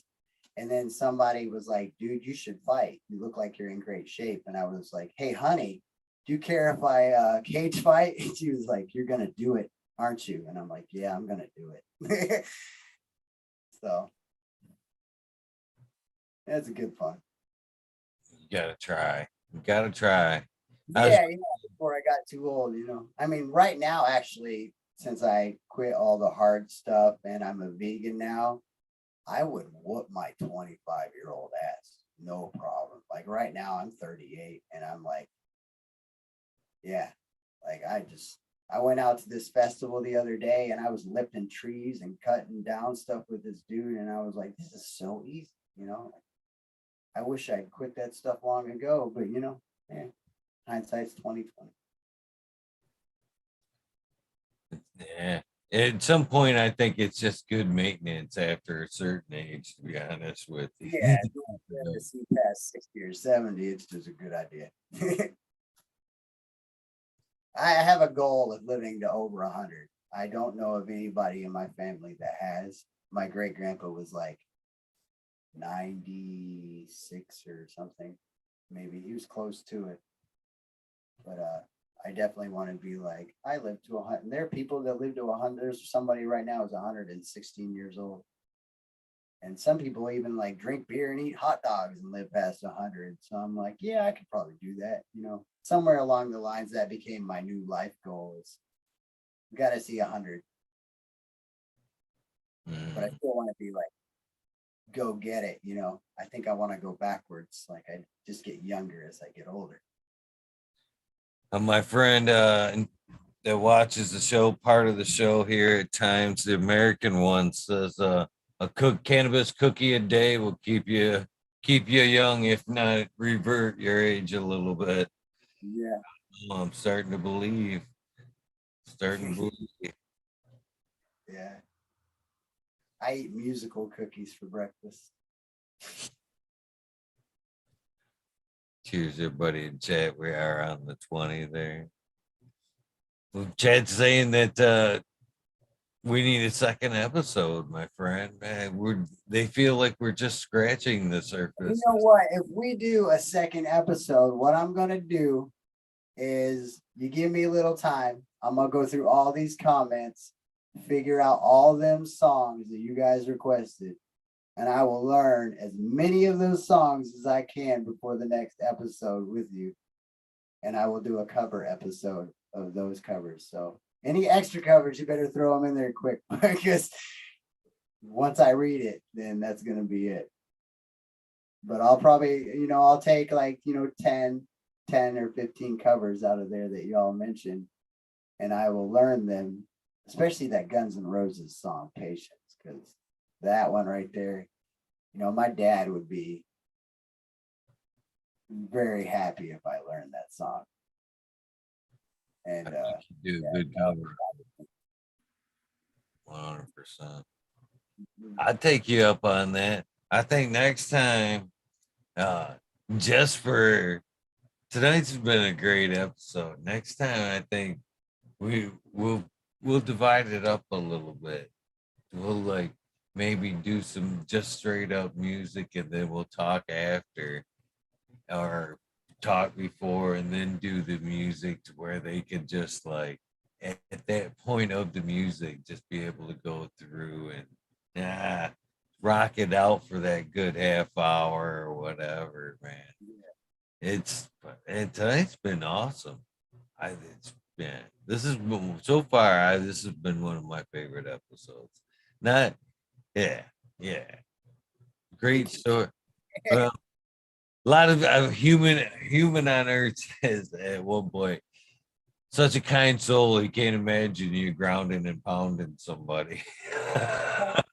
My first fight, actually, my very first cage fight, speaking of ground and pound, I signed up to do it, and I fought at Wing Stadium, which is actually a pretty big Kalamazoo place called Wing Stadium. Billy Strings played there recently, and but they put me up against a 17-year-old kid for my first fight, and I was around 26, and in my head, I said, this isn't right. I was like, no, this ain't, and so I made the kid's parents sign a waiver because I was like, what if I kill this kid on accident or hurt him? Like I would feel so bad about that. And he's 17, he's got his whole life ahead of him. Even a concussion or something, one blow can really do, anything. I've got friends that have been in the punk rock group get hit and end up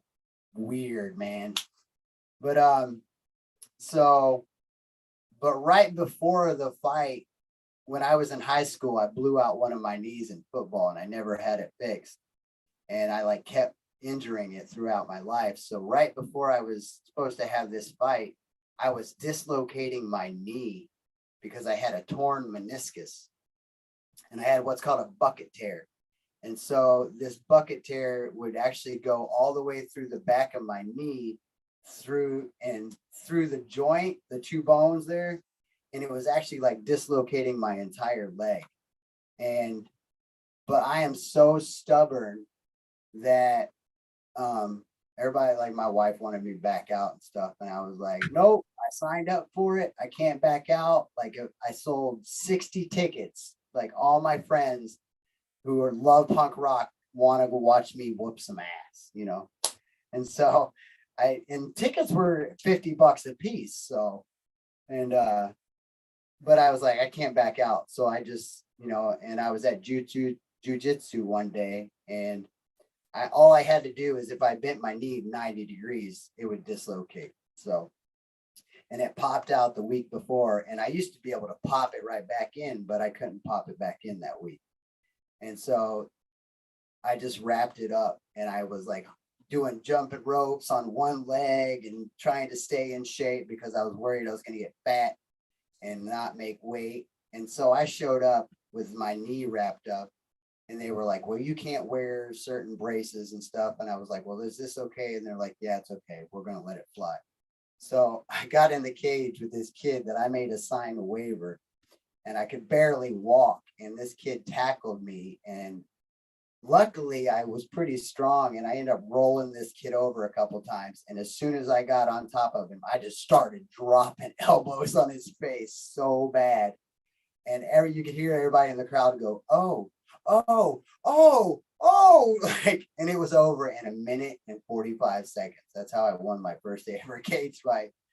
And it was just afterwards, I was and I talked to the kid, and hugged and everything. And I was like, dude, I was so scared to death that I just had to murder you with my elbow because that's all I could do to survive.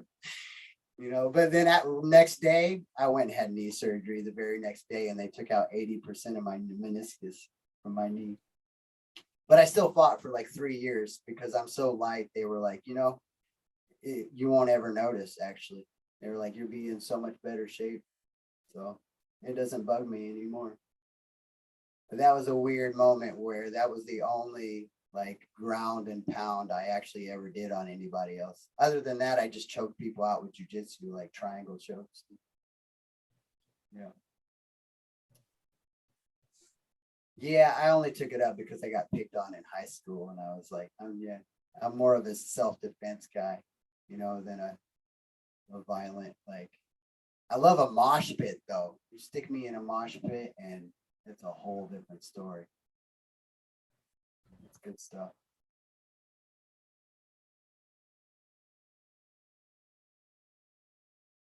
What type of heavy metal music you like? I'm actually like I like street punk, and I like old school punk, like the Stooges, the Ramones, the Dead Boys, Sloppy Second, stuff like that. Metal bands, I would have to say I'm definitely no screamo ever. I mean, I would prefer to listen to like Sepultura, Megadeth, that kind of metal. That'd be more Iron Maiden. That's like that's way cooler. Pantera definitely on that list because it's still got a rock vibe with the metal in there. Maybe some Swedish metal, those fucking Finnish bands and stuff, all the black goth makeup and just rip it. A little bit of that, maybe. But yeah, I don't. Mostly I just listen to bluegrass music and old music. I also listen to like a lot of meditative music too, actually.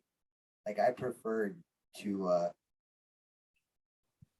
listen to creeks and birds and stuff, like because I'm so busy writing music all the time and whatnot that like my brain needs to shut off from like the whole music thing, or else like there was a time actually when I was going through Buddhism more and meditating a lot where I spoke in poetry for a month and couldn't stop.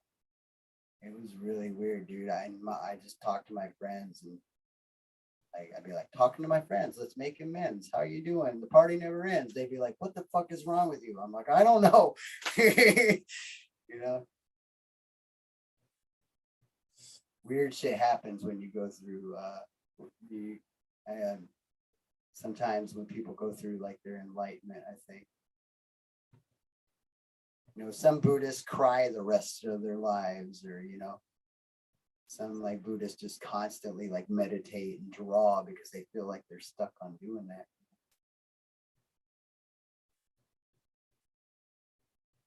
You went on where Earth would like me to ask you if you know John Haidt, Height, Hiatt, John, yeah, Hiatt. I'm horrible at pronouncing. No? Is there a musician I should know? Because I will look into it. Oh, it's funny. They're still putting in requests, by the way. Careful what you ask for. Oh, I opened my mouth again. So watch to the end. I'm warning you now. I'm picking like 10 to 15 of the ones that I want to do. So Fair enough. don't be mad at me if I don't pick your song. Or be mad at me. I don't care. I've been called worse. Grateful. Yeah, that's fun. It is. So that's human on earth. It is a musician. All right. John Haidt. I like a lot of some of my favorites. If you want to know some of my favorite artists right now, Coulter Wall, really like him. Billy Strings, definitely. Billy Strings is like my guitar dude right now. Like people are like, you sound a lot like Billy. And I'm like, yeah, but I don't play guitar like Billy, and I want to. But he's just that kid rips guitar. It's so amazing. I've seen him twice. I met him at a cafe here actually, where in an outdoor show, and I was pretty spun out when I met him. I ran up to him. He was at his own merch table. And I ran up to him and I'm like, Billy Strings, I'm from Southern Indiana and you're the best damn. Just talked his ear off for 5 minutes. And I was half there. And then I was like, give me a poster. Will you sign my poster? Will you hold my poster for me while I run around and do other shit? So I made Billy Strings hold my poster for me while I pretty much almost got kicked out of the venue. And then I came back. I'm like, can you give me my poster? They're making me leave. I actually did a portrait of Billy Strings and his dad. I did a drawing of him that I'm trying to get to Billy Strings. And some of my friends say they know him, but it's a really, really, you can find it on my Facebook too. If you had Daniel Staggs on your Facebook, you can see all my portraitures and stuff. And if you want any of your family drawn, I would definitely love to do some art because I like to draw people. Something about drawing people, and I'm pretty good at capturing them on paper.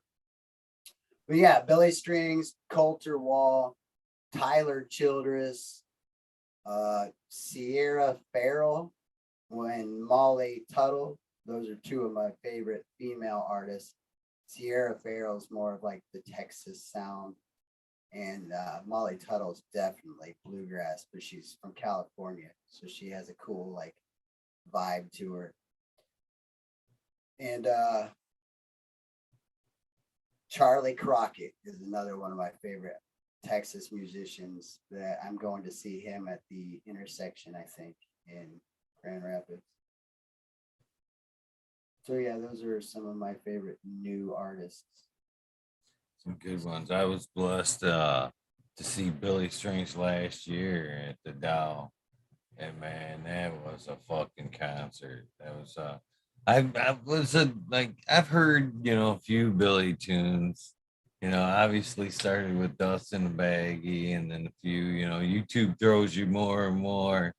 And John, same fine gentleman that gifted me the Dead tickets, gifted me Billy Strings, and me and some weed nerds, Kazoo, Strider 911.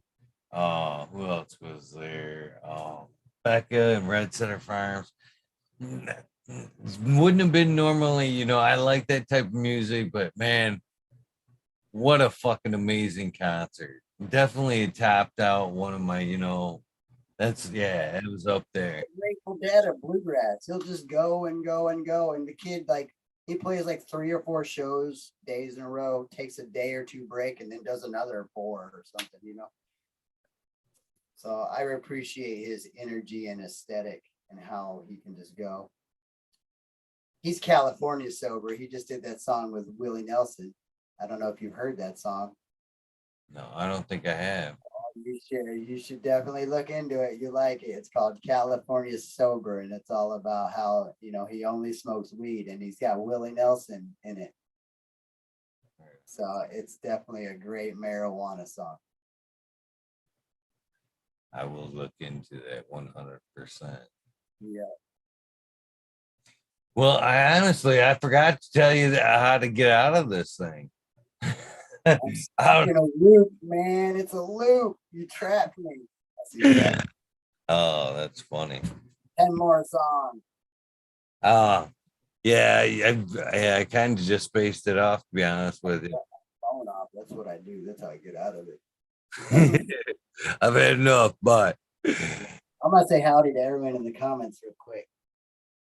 Yeah, go ahead. And Zoom, you can't. I don't think you can see if you're trying to access them through Zoom. You can't. You got to bring up the YouTube channel. And Okay.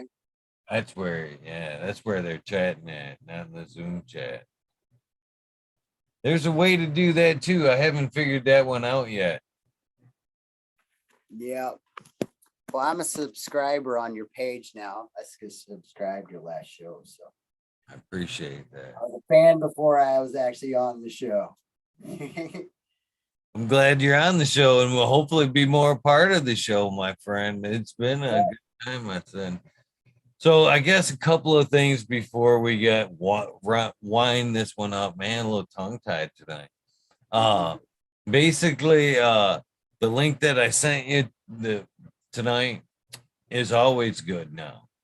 So anytime you see a Weed Nerd World, Mondays at 9, Thursday at 9, you want to come on, just hang out, talk some shit with us. It's always cool to, have a great conversation with people. We've got, you've seen a couple episodes. They vary. we took the weed nerd world can be anywhere in conversation. It can be cannabis, it can be mushrooms, it can be conspiracy theories, it can be fucking life. You know what I mean? Fun. Yeah. So there's a lot that may apply to you. And if you want to come hang out, it isn't always just smoking weed and cannabis, but there's a lot of that along the ways too. But come hang out, I guess is My what dad I'm still believes that Bigfoot's in Paoli, Indiana somewhere. very much looking for another episode, the one-on-one. I do feel like we're just scratching the surface of a great, gentleman. And would definitely like to hear some more of your stories, a little bit of your journey to where you how and why you got to where you are now, man. We've all got some great stories. And you're a good storyteller. So looking forward to another episode. You let me know when you're ready, and we'll most certainly do another one-on-one. But in the meantime, like I said, you're always welcome to come hang out in the weed nerd world. You don't need an invitation. That's how the weed. I guess I should say that too. That's how the weed nerd world works. So no invitations. It's come as you please, as far as the weed nerd world. So Yeah, I'm a stay-at-home artist, so I might just pop in there every now and then. hell yeah. Other than that, the other thing I'd like to get from you before we go is a little silly thing I call the sound bite. Basically, what I'm looking for in my version is, hey, this is Eagle, and I'm on fucking talking shit with Eagle, episode 815. You can say whatever you want before or after. At some point, this will be a commercial for this episode, is why I do this. So I am ready. Wow, right now. Hey, this is Daniel Staggs from Kalamazoo, Michigan. I'm on Talking Shit with Eagle, episode 815. Thank you, my friend. And again, man, great music. This has super great episode, man. I am very much. I've been looking forward to this episode all week. Yeah, I was talking to my friends a lot about it too. Like, I'm gonna be on a podcast. Some of them are probably like, yeah, dude, we've seen some podcasts, big deal. But I'm like, it is a big deal for me. I did see you had a lot of viewers, so that's really cool to I appreciate you helping me spread my music to people that I'd never, probably get to meet, especially Chad. Chad out there. I thank you for all them shout outs. Apparently you're the number one. Not Chad, chat. See, Oh, Chat. Okay. chat Sorry. in general, all of them. Not into one individual person. Oh, Chat. Chat. Oh, all of you. Okay. Well, Chat's my number one fan. uh, I'm not smoking anymore because my brain just, woo. I heard Chad the whole time. I thought you had. I thought that's what I heard it when you said it back too, but that's funny. There is a few Chads that come through chat. Now they probably think they're special throughout the episode. And the Chad's like, woo, yeah, this guy really loves us. And the Chad's like, damn it, I thought I had him. Funny. You're all beautiful people, and thank you for listening very much. I really appreciate it. Yeah. And yeah, I come play on your porch anytime. Keep doing what you're doing, brother, and I hope you get to a lot of success soon, my friend. I think you deserve it. And yeah. Something told me to come over and talk to you that day, and I'm glad I did. Thank you. You were that lady, and that was a good idea. I'm glad you did. Thank you, my friend, for hanging out tonight. Time's the most valuable thing we have, and unfortunately, you're not getting paid for this. But hopefully, somebody hit that Venmo tonight. And it's been super awesome hanging out. What else am I gonna be doing? Sleeping? It's late enough, maybe. Maybe. With that being said, thanks you guys for tuning in. Thank you, Daniel, for a wonderful night. For the rest of you guys, don't forget to, hopefully you remember this by now, don't forget to do something nice for somebody. Random acts of kindness do save lives. And with that being said, we are out of here. Have a wonderful night, Daniel.